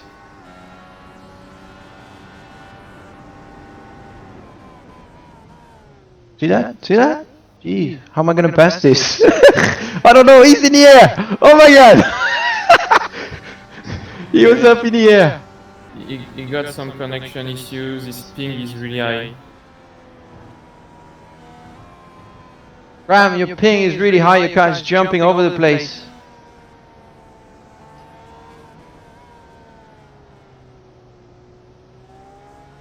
I'm talking to Graham.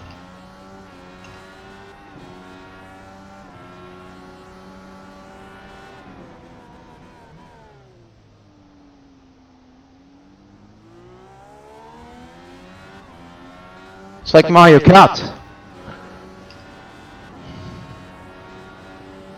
Yep, keep going here, bud. You're doing great. It's Graham, Ed, and Rossi ahead. Jeez, front lock up, man.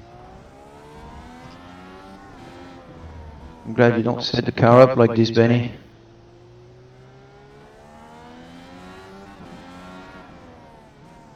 Oh, jeez. Come on.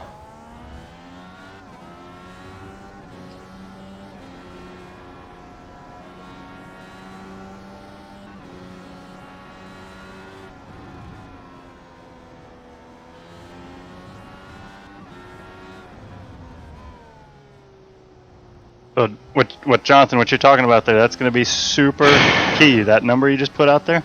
So it takes 21 seconds to drive down pit lane, and then depending on if you do fuel or tires or just fuel, that's going to be the race for those leaders like Pagenaud and Alex Palou and Scotty McLaughlin. They need to keep that at 24 seconds or extend that to make it safe for them to pit and get out and win the race. That's the key.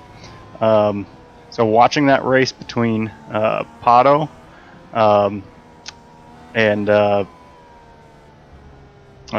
Felix that's the whole deal. I think if Pagenaud can extend that gap out to 25, 26 seconds, he's going to be looking really good from a standpoint of the two stop guys.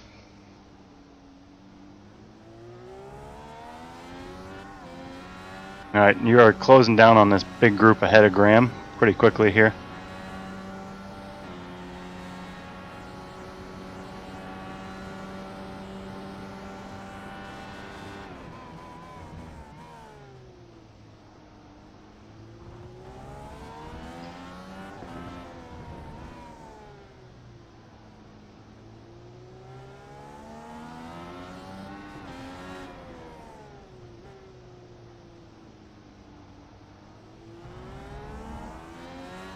Hello, Spun.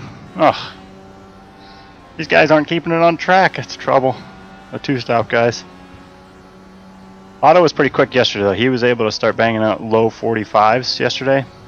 And that was, so he was strong there. Alright, you got Graham, Ed, and Kaiser ahead. Graham's been faster than these guys. Just follow him through.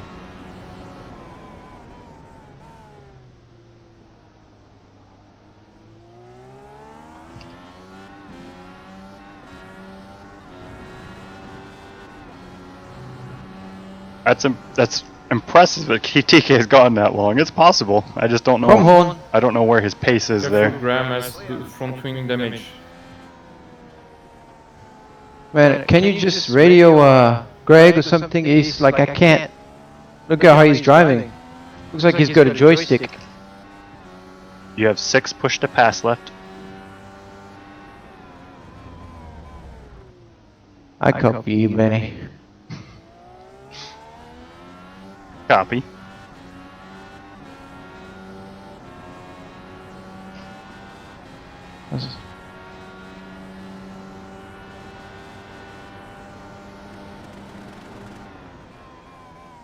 Go right. Oh, good. Wrong place, wrong time, all day. Yeah, that's alright. Get past him. Clear on the left. Alright, keep digging here. You're doing a good job, bud. We're advancing up through the field here.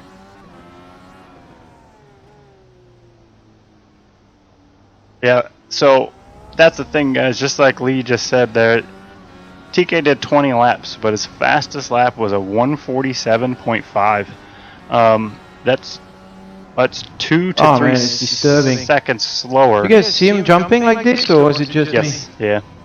Oh, that's 2 to 3 seconds it's like slower I think than he's the crashing leader all pace. this. I don't know where he is. He's not even there anymore. So obviously over 10 laps, that's almost 30 seconds. Did they boot him out? You can make a pit stop. Don't know, he disappeared. Disappeared. It's like oh, he's back. Oh my God. Yeah, he's gone 1,800 ping right now. Oh well. This is the best. This is one of Graham's best drive right there. Oh, poor Graham. He should have never shaved that mustache. Yeah, Graham's internet is not in a good position right now.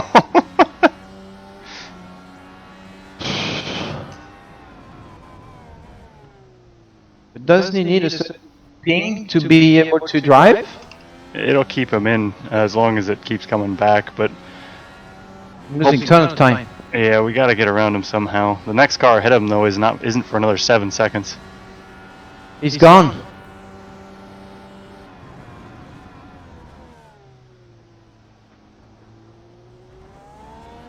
Come on, Graham. Remember the good days, buddy?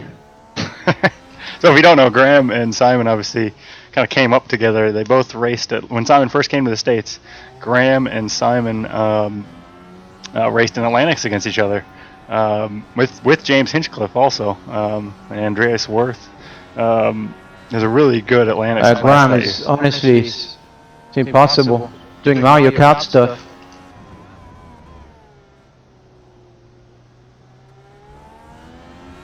Thanks, mate. Sorry about that. 10 laps to go. Keep digging. Left side. Clear. I love reading the YouTube comments here. Norris spun. Norris P2 again.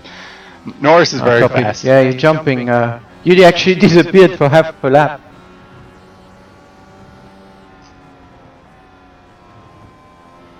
Better make that lap count.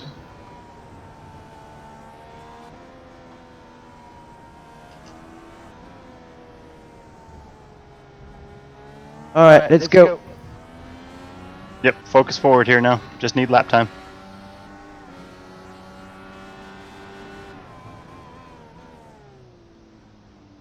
Graham is trying to get money out of me now. He said he's doing this for charity. Well, you got a 1.5 second gap to him, so yep, just pump lap time here.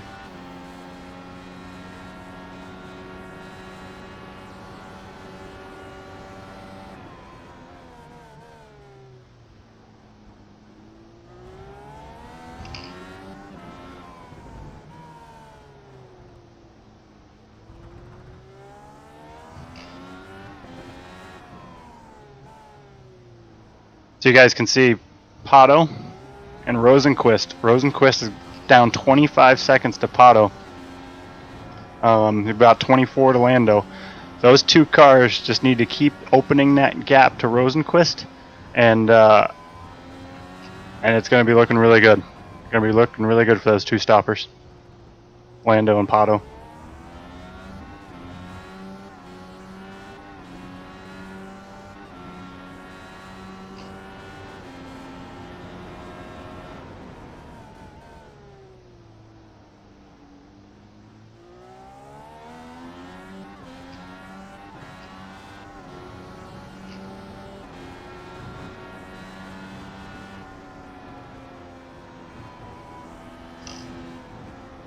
Got a slow car on the right.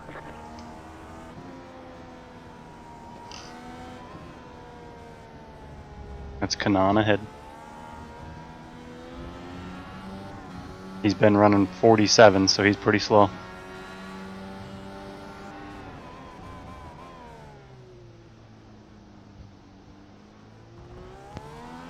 Who's that in front of me? Kanan. It's That's Kanan. Kanan. Yeah, Kanan ahead. He's been running 47s, so he's been pretty slow.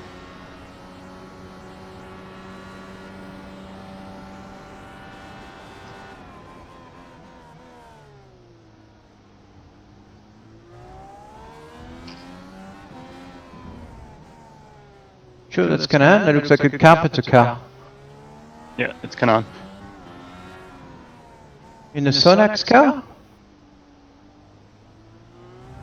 I don't know what the paint is, but it's definitely Kanan. Copy.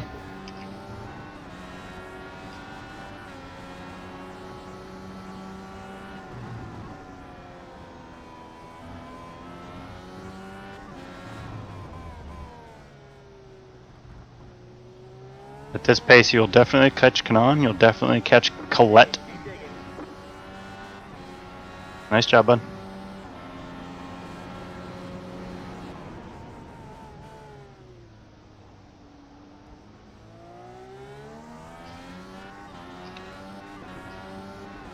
Oh, Lando is all over Pagenaud, huh? This must be an exciting race in the front.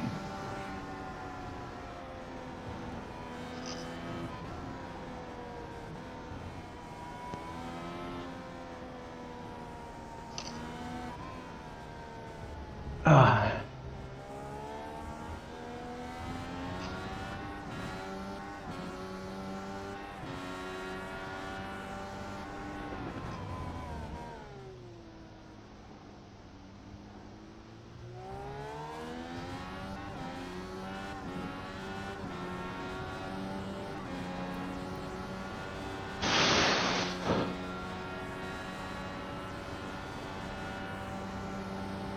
So we're cruising along here, guys. Trying to get as many points as we can. This isn't going to be the best of finish. We got ourselves in a little bit of trouble there when we kind of missed turn 12 and crashed with some other cars. But hey, we're going to do the best we can here. Get to the finish.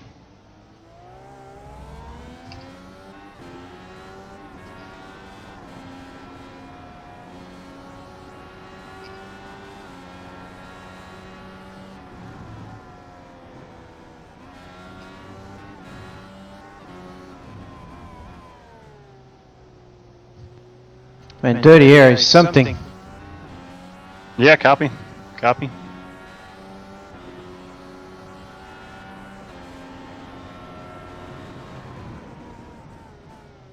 Car on the left. Oh, are you kidding? Who was that? That was Oh, Cause Bourdais. Bourdais, it looks like, yeah. Sam, seriously?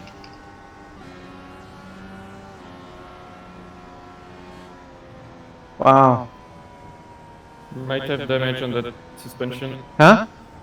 T'as peut-être des dégâts sur la suspension. Ah, c'est sûr que j'ai des dégâts. Ça ne tourne plus du tout là.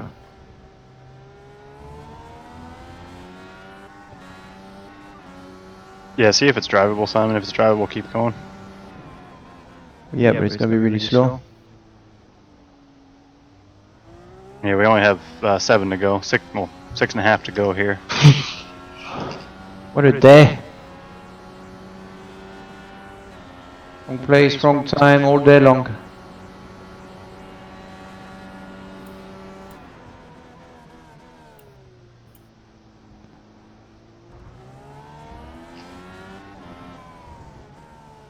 It's drivable.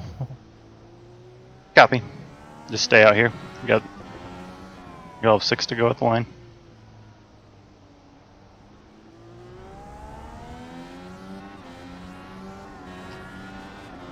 So if you guys are watching the lead, obviously right now, Pagenaud needs to go. His lap times are going to be he needs to be a little bit quicker here. It's going to be super tight. I'd be interested if he doesn't take tires here. I don't know if you guys are watching the lead there or not. I don't have it on.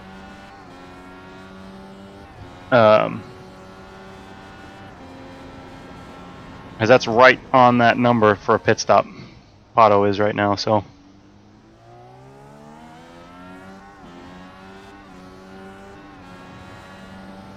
It'll be fun to see how that works.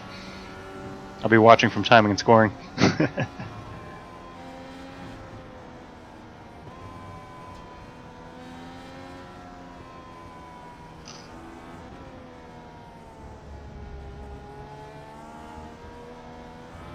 Yep, Lee, that's right on that number.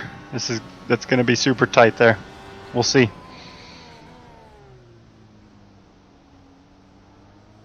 It's like a guy Chevrolet understeer.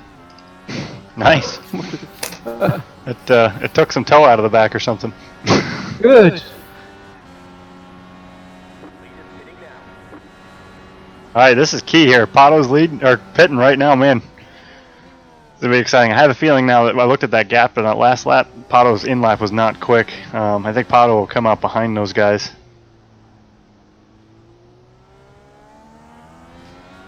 Slow car ahead. Car stopped on the left. Go right. Oh, we got one spot.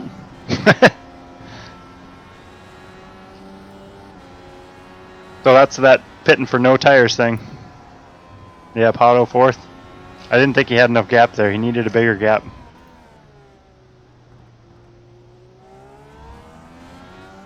Third? Okay. Yeah, because Pagenaud's got a pit here, right? All right, nice job, bud. P17 right now. Oh, great. Ha! Great job. Copy. P17. Awesome.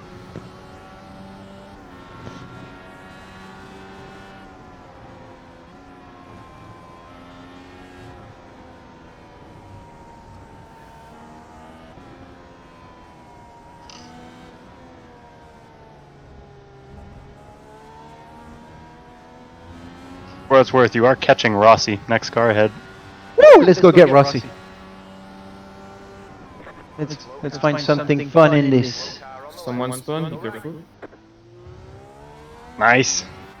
That was Colette. So next two ahead are Harvey and Rossi. They're battling up there, so let's go get them.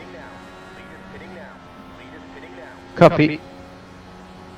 Harvey has some front wing damage too.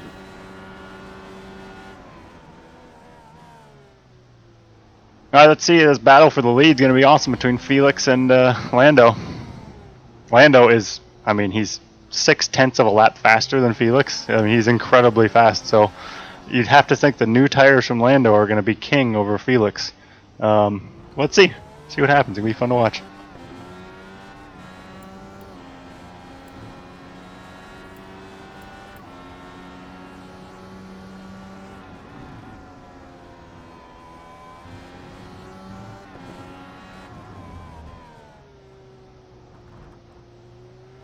You will catch at least Harvey before the end of the race, maybe Rossi. You have 5 to push to pass left. 5. 3 to go. Copy.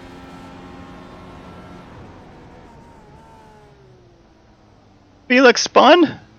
Oh no! That pressure from Lando got to him, I guess, huh?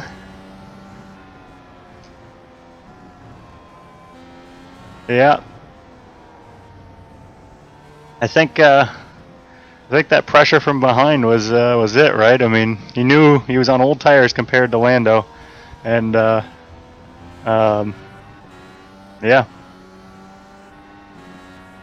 Ooh, poor Felix.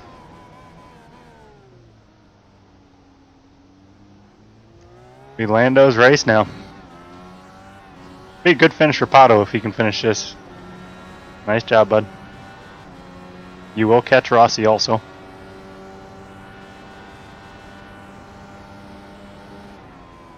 Alright, we're gunning for P14 here. At one point we were P30, so let's see how this goes.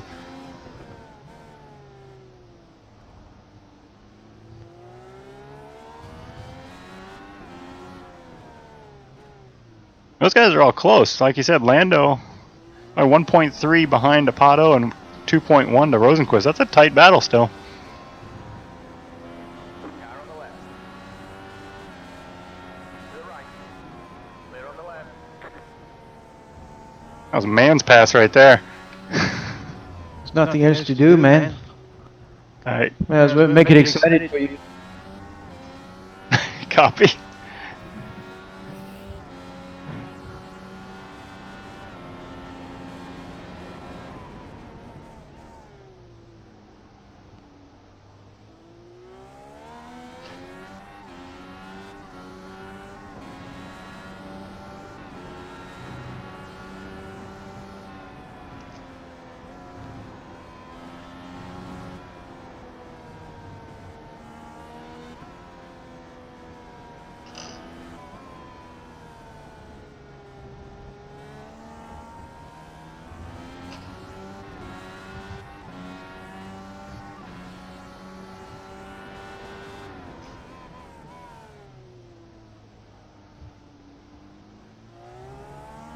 Alright, bud. You can catch him. Yep.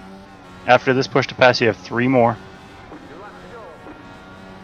Copy.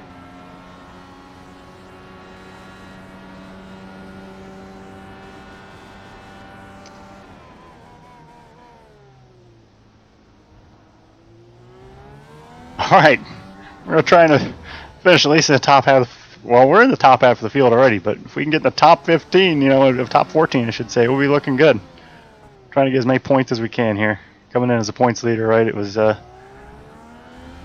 our race today, but if we can get Rossi, just keep clawing for points. That's the name of the game when you're championship racing.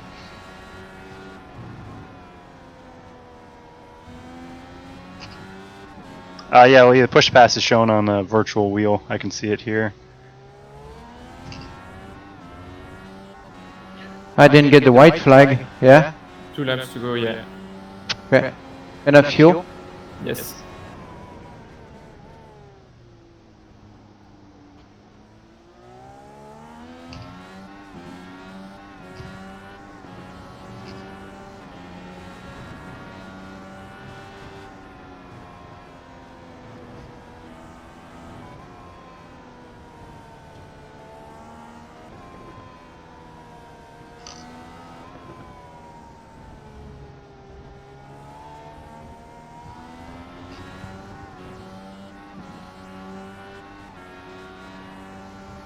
right. See what we got for Rossi here.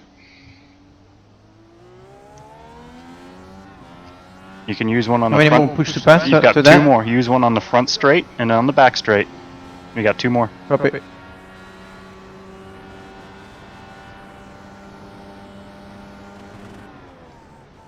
This is going to be a fun little race here between Rossi and Simon. This is like the Indy 500 of 2019.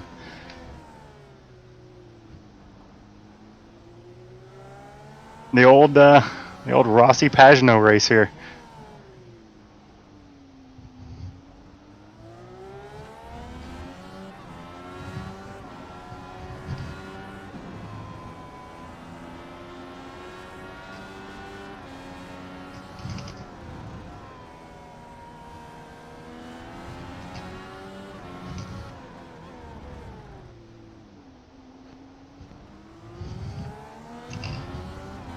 All right, we're on push to pass here. See if we get a run up the hill. Oh, we got a big run here. Hold your line. Stay on the left. Keep to the left. Clear on the right. Right side.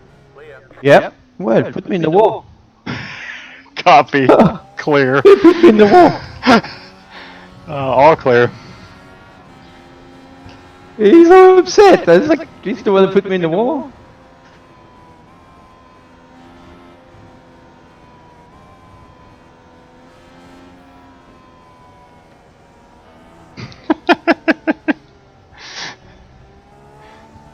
Well, at least it was entertaining. The end of the race here.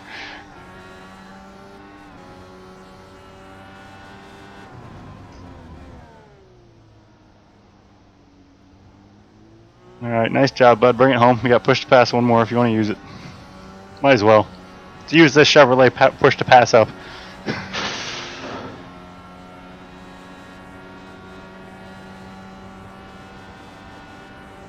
Look at Lando last lap, 40. So Pato was as quick as Norris? No. Lando's last lap, 44.3. Oh. Oh, I'm gonna be depressed. Oh man. 44.3. I didn't even do that in quaddy. Oh my god. Kids. Kids these days, that's right.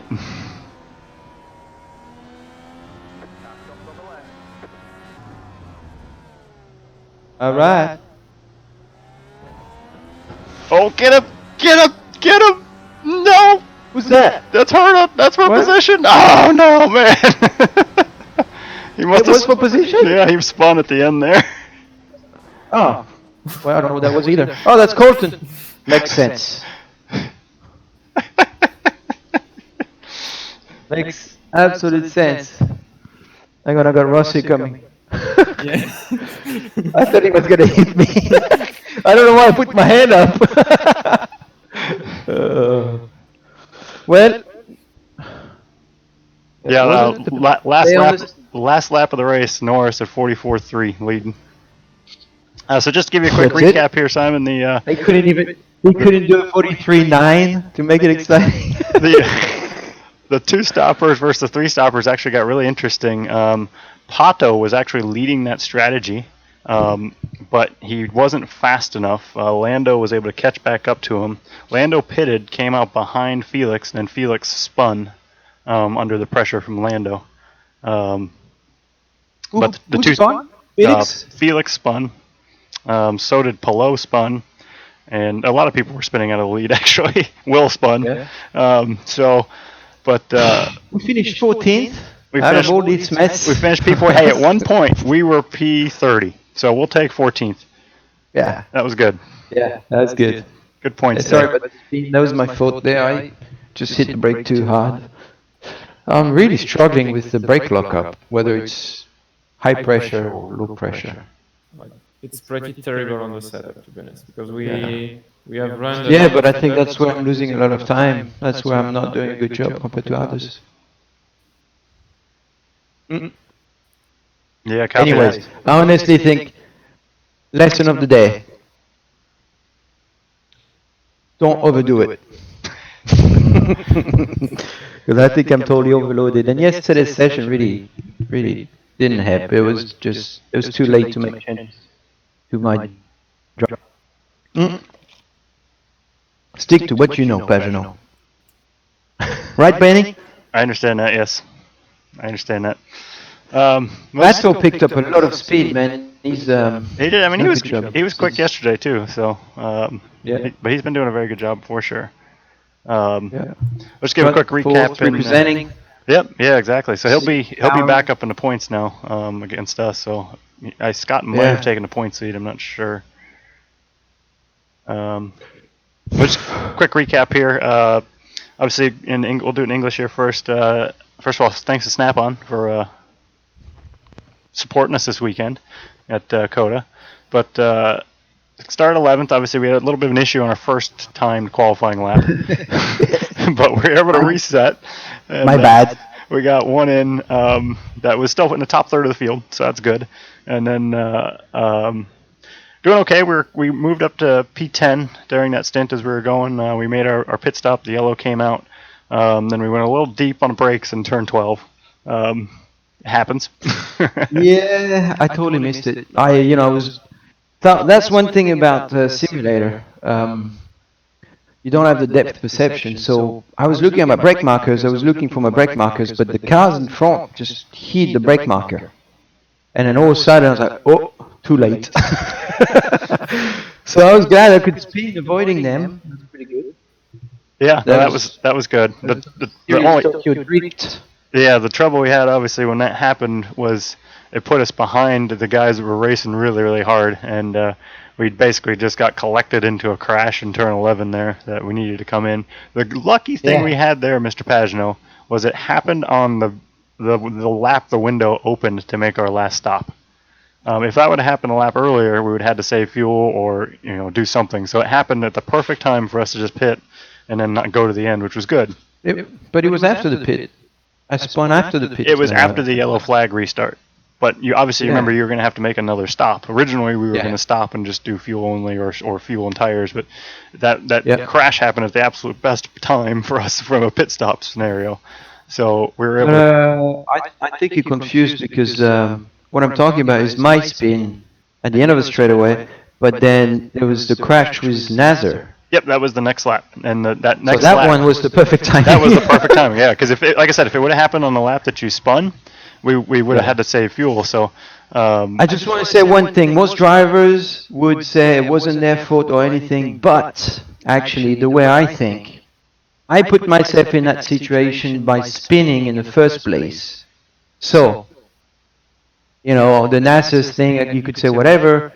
No, it's actually my fault for making that first mistake, which puts me in the back and put me in all that trouble with Seb and Nazar and all that stuff. So it's very interesting how a race goes. And one of the things with Ben we always do, and I think we're always very honest about what we do and our performance on race weekends. But certainly that's one of the things that you always have to look at when you debrief your own race. Be like, okay, be honest about your mistakes, because we wouldn't have been in that mess if it wasn't for my first mistake. It's amazing the succession of things that can happen following an event. So, hey, sometimes you spin, you go to pit lane, it goes yellow, and you win the race. That's true.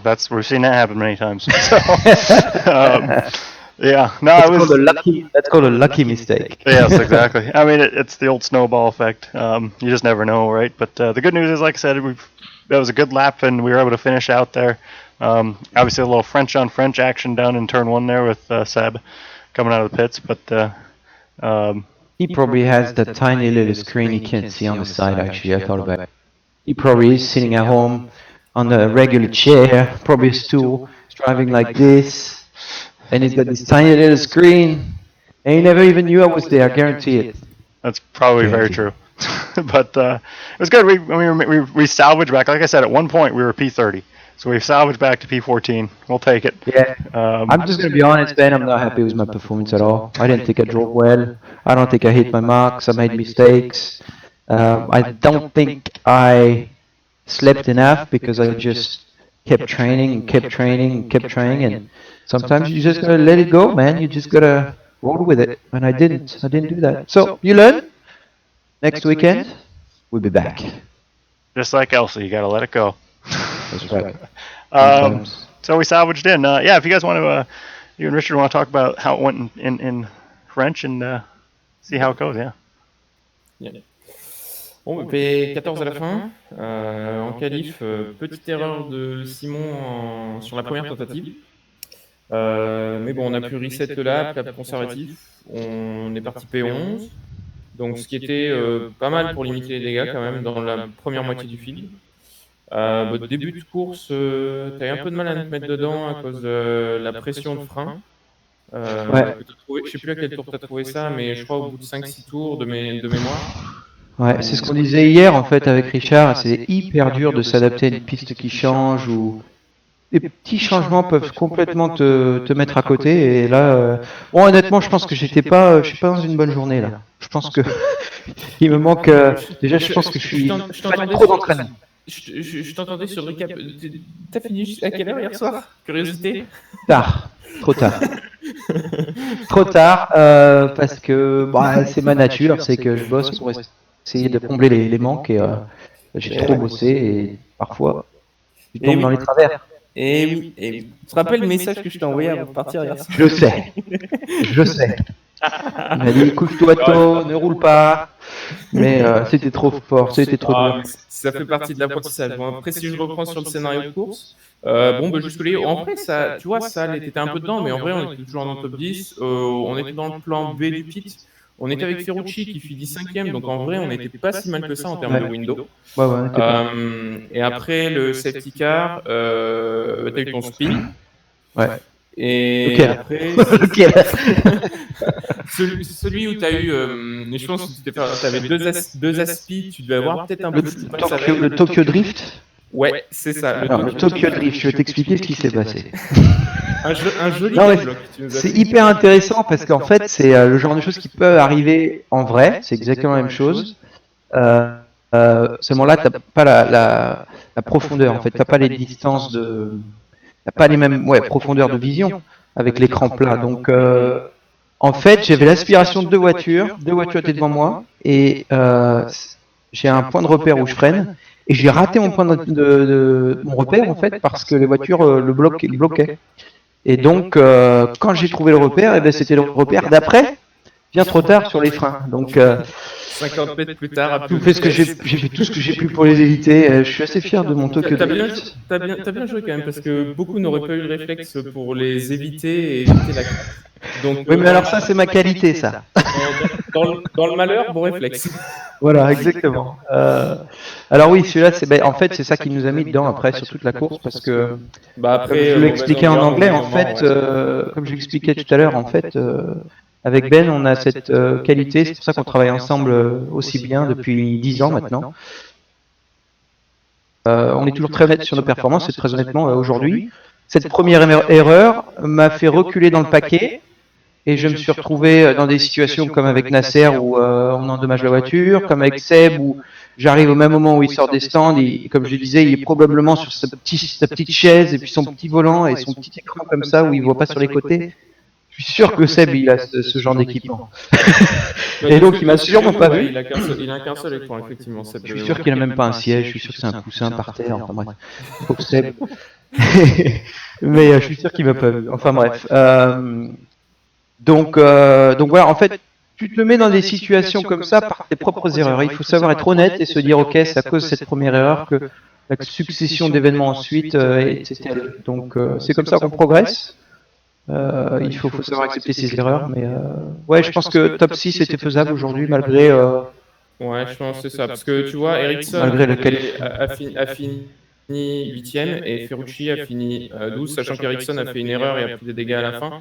Donc on était avec Ferrucci en fait dès le début qui était juste devant toi, qui t'avait passé. Donc aux alentours de la 5e, 6e position, effectivement, c'est là où on aurait pu théoriquement finir avec la strat. Mais bon, oui, il a fait des erreurs, Scott aussi. Donc dans le malheur, je pense que mathématiquement, on doit peut-être être passé juste derrière, mais pas de beaucoup. Parce que Will finit que 6 et McLaughlin finit quand même 4, mais McLaughlin était plus loin que Will derrière nous au championnat. Donc, ça reste ouvert pour la dernière, je pense. Attends, je voudrais regarder le replay sur mon dépassement sur Rossi. Alors je regarde. Ah oui. Je Sur quelle commence. course? Alors, il bloque. Je vais à l'intérieur quand même. Ah, il me met dans le mur. Et là, eh ben, touchette. Ah oui, Touchette. Breaking je- news. Breaking news. Yeah. Indianapolis Motor Speedway next Saturday. Oval. Really? What? Yes! Let's practice now. Yeah. Can be a Yes. good news for us. So C'est bon ça. La semaine prochaine, Indianapolis. Ce sera pas les 500 miles évidemment, mais ce sera le Speedway d'Indianapolis. Ça va être chaud. I got you, What do you Bradley. think, Ben? Are you excited? I'm excited. Yeah, super excited. Bradley says maybe a glass or a bottle of wine would be good after today's event, just to have a nice relax. But A good sleep. and some good maybe Well, there's that'll another thing I must explain is like since we started doing this challenge, I have not slept good once because I don't know, it's creating something I think with taking pictures. I'm gonna send these to Rossi and be like, hey, maybe it was my fault, maybe it was your fault, I don't know. the chat's talking about maybe qualifying at Indy for on Wednesday. I don't know. We'll have to confirm all this, but it's going to be a fun oval week. It sounds like. So I'm excited. Yeah. Obviously, defending champions coming back. So Actually, it doesn't look like I even touched Rossi. But anyway, sorry. that's Back to okay. business. Yeah, that's exciting. That's an exciting news. Even though, I wish it was a road course because I just got in a. I just wanted to keep working on it. Keep finding You speed. know what? Tomorrow at 8 p.m. CET, there is a race on COTA. So if you want to jump in and do another race, because I know you love that track, you can I'll do do that with us tomorrow. You know I'll do it. Hey Simon, Bill. You want to be my spotter, Ben? Maybe. Bill on Facebook had a great comment here about you just ticked Rossi off going into the Indy 500 again next weekend. So it should be fun. We get along. Oh yeah. But it could be another epic battle at the Speedway. Yeah. You know what? Our little just thinking about COTA last year. You know when we got together with Rossi, that probably cost us the championship actually. It wasn't great. No. It wasn't great. I think Yeah, we had a we should puncture. have. Yeah. Yeah, we should have finished in the top 10 based on our tire strategy there, and that put us back to finish like we're 18th or 19th or something. So it was not great, but. Yeah, but by the way, for the championship, Robin Jones sent me the point standings. So I think you are pretty much all tie. I mean, you, Power, and McLaughlin. I think there is maybe like 2 or 3 points gap between each others, but basically the one who finish in front of the others will. Okay, will we've grab the got to prize. train because Power has been training and Newgarden they've been training. They've done all sorts of racing in Indy. While I was training for this, there's been a few races in the evenings. So Yeah, no, we're gonna have no to train worries. hard. Yeah, for sure. But you know what? I guess the most of the community of the oval course will be there too, so we'll practice as we did at Motegi and Michigan. So Yeah, just should as a reminder, Simon, you are undefeated on the ovals this year in the iRacing Challenge. yeah. So. And I need a free ring because that means we will have one from each other. So it's kind of personal to have that one. Free virtual ring. Yeah, it's like- Do you have any questions you want to answer, Ben? Who won the challenge for the T-shirt? I don't know yet. We haven't picked one yet, actually. So I'm not sure. Yes.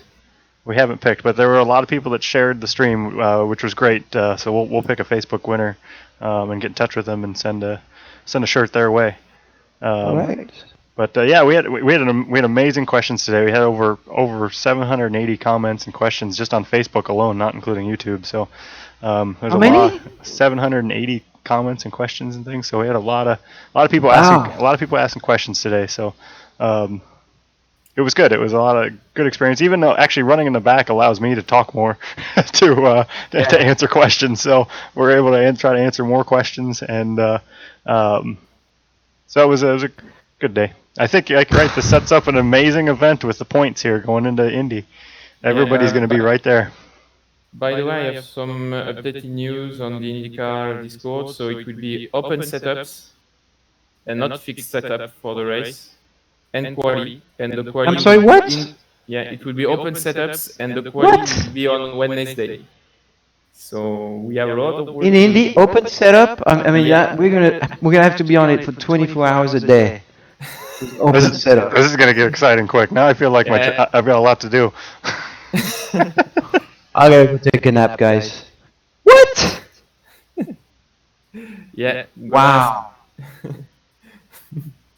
I mean, usually we practice for 2 weeks, 6 hours a day at the track. That'll be it's going to be busy. That means we only have 3 days.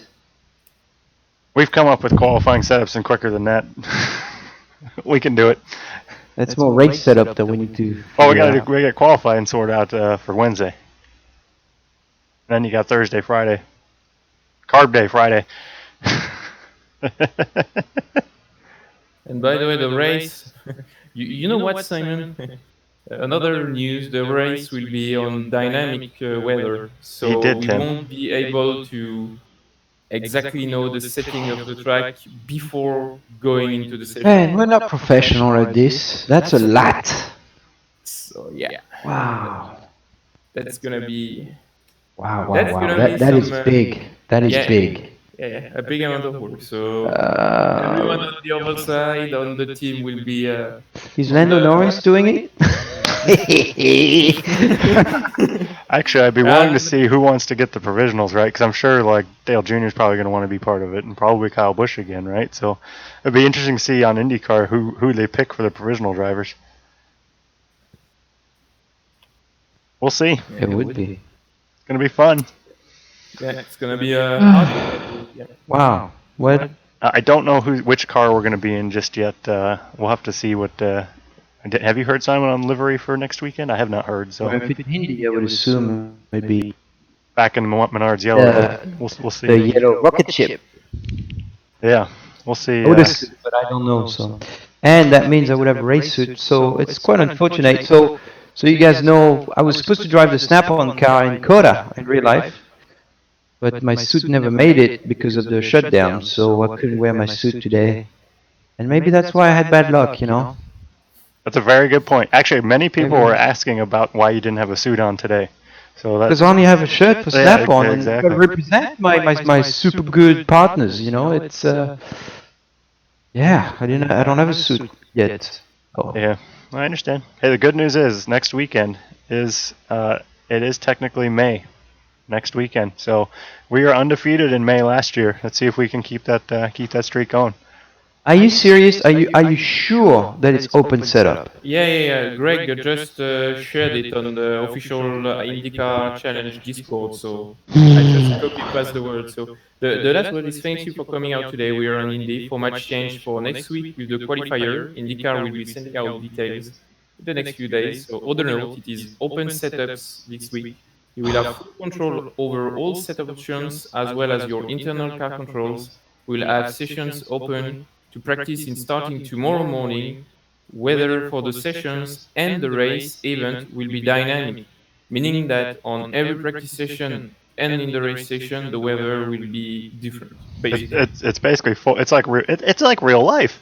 It's full exactly. open. So we will be on, as when we prepare the endurance racing, doing simulation of the weather, trying to do possibilities and stuff like that. So we are used to it. So We're gonna roll out about 5:15, lay the wing all the way back, sticker tires, and just put a fat one in.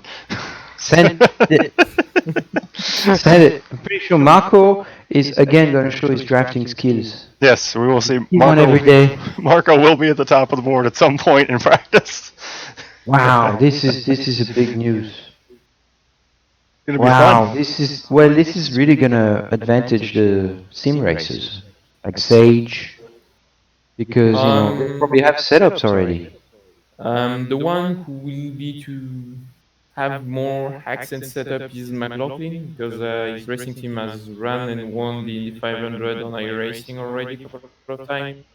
But on our Wow. side as well, Michael has done like 3 times the Indy 500 and have basic setups as well to work on. We won't start from nothing this week. We'll have already some bases. So Well, I don't know who came up with that idea, but I don't think that's a good one. It's going to be busy. I don't think it's a good one. That means I cannot train in the morning physically, which means I can't take care of my regular job. That means I have to lock myself into this room for a week. remember also the sleep schedule. You know, sleep What? first, sleep What's first. that? Does that Sleep. even exist? People sleep? Yeah, exactly. To take some rest and not be tired on race day. Apparently, it's useful sometimes. I'm pretty sure people are loving this conversation more than the racing stuff. This is really good TV broadcasting, whatever it's called. This is really good stuff. It is. Full entertainment. I think. Well, I mean, look, I haven't even had time to shave in like 38 days. What's going to happen next week? No time for shower. I think on all these notes, I think that's a good way to end it. How we gonna? Oh my God! I mean, it's going to be so much work. Then we're going to need people to draft. I can participate in the driving portion of this. I'm in for you. Wow. I can help you out with the drafting Yeah. part. Well, you're going to have to do a lot of work, Benny, this week. You're going to have to get on with it because I can't do this alone. Or, you know, it's open setup means I have to click buttons, calculate the right dates, make sure the corner weight is okay. Knowingly, corner weights on an oval are 4 tires are different. The cambers, the tire pressure, oh my God, the fuel level, the COP, center of pressure of the front wing versus the rear wing. I mean, we can skew the car too. We could do that. I mean, You know, after you saying all this, I feel like they should be paying race engineers even more money. as long as it doesn't come out of the driver's purse. Anyways, I think you're working a lot. You definitely deserve to get paid well. well, thanks everybody. Thanks Richard again. Big help as always. We're gonna need you this week for sure. Thanks. Sorry guys, I wasn't 100% today, but I will be next week because It's Indy. That's because. because. But Wow. thanks Snap On. Thanks Menards. Thanks DXC. Thanks Team Penske and Chevrolet. We're gonna need all that Chevy power next week for sure. Send Yeah. it. Any final thoughts, Mr. Simon? Do we need to explain in French what's going on, or did we? If you just want to give Final thoughts. if you want to give a quick recap of what next week is with Indy and open setups in French, that'd be great. Yeah, I want to forget about today, so I'm gonna just skip over it. Okay. I think people have noticed what happened. Yep, I need to sleep. I need to rest. I'm gonna go to bed right now. Eat some pasta again. Get ready because here's what's happening. We're racing in Indy next weekend, and qualifying is Wednesday. And on top of that, the cherry on top of that cake is that no more fixed setup given to the drivers and just having to drive. Now we have full open setup, and let me tell you, there are a lot of things you can change on the car. And I'm not an engineer, so yeah, it's going to be a lot of work. And the dynamic track, don't forget about it. Oh my God, dynamic track. So now yeah. Meaning that we can practice all week on 40 degrees on track, and the race session can be with 20 or 25 degrees. That would be Which the means, last you know, week. when the temperature changes, the car behavior changes, the harder it is, the more slippery it gets, because you lose downforce and the tires get greasy. So, we You get gotta, that. and you gotta have setups for all those conditions. Yeah, exactly. I think we will have like normally on our race clutch weeks when we're preparing an event, there is like 200 version of the setup. So 200 version. yeah, a bit more time to prepare, but on a 3-week basis, yeah, that's pretty much all about that. I think the Wow. craziest I went was on Le Mans. I did like 500 version of the setup over 1 month of preparation. 1 month. We got 3 days. Yeah, no worries. We'll, Voilà. we'll do our best. We'll do our best as usual. Yeah. So we do it in French. Yep, that same recap in French would be perfect. Donc je passe sur aujourd'hui, c'est une journée oubliée. Mais alors la grande nouvelle, c'est donc, comme on vient de l'expliquer, le week-end prochain, nous serons à Indianapolis. Gros changement, puisque la qualification sera mercredi. Il nous reste 3 jours pour nous préparer. Sachant qu'il n'y a plus de setup fixe, c'est-à-dire que là jusqu'à maintenant, tous les pilotes avaient le même setup et il fallait juste piloter. À partir de maintenant, on peut ajuster la voiture et il y a évidemment des millions et des millions de combinaisons différentes. Et je suis pas un ingénieur, donc il va falloir que Ben me soutienne pendant 3 jours. Bref, on va avoir le temps de rien faire d'autre que ça. Donc voilà, ça va être beaucoup de travail pour être au point. Et puis évidemment, je pense que ça avantage un petit peu les grands habitués de sim racing. Mais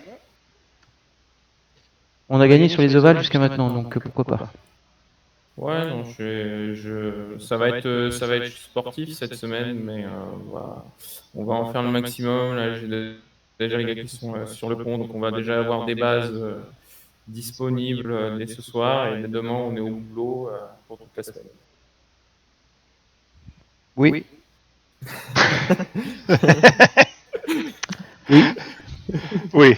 I'm very perplex. Je suis très perplexe. Je suis très inquiet aux jours à venir. Je ne me suis pas rasé depuis 38 jours. Je pense qu'il n'y a pas de douche pendant 4 jours. Là.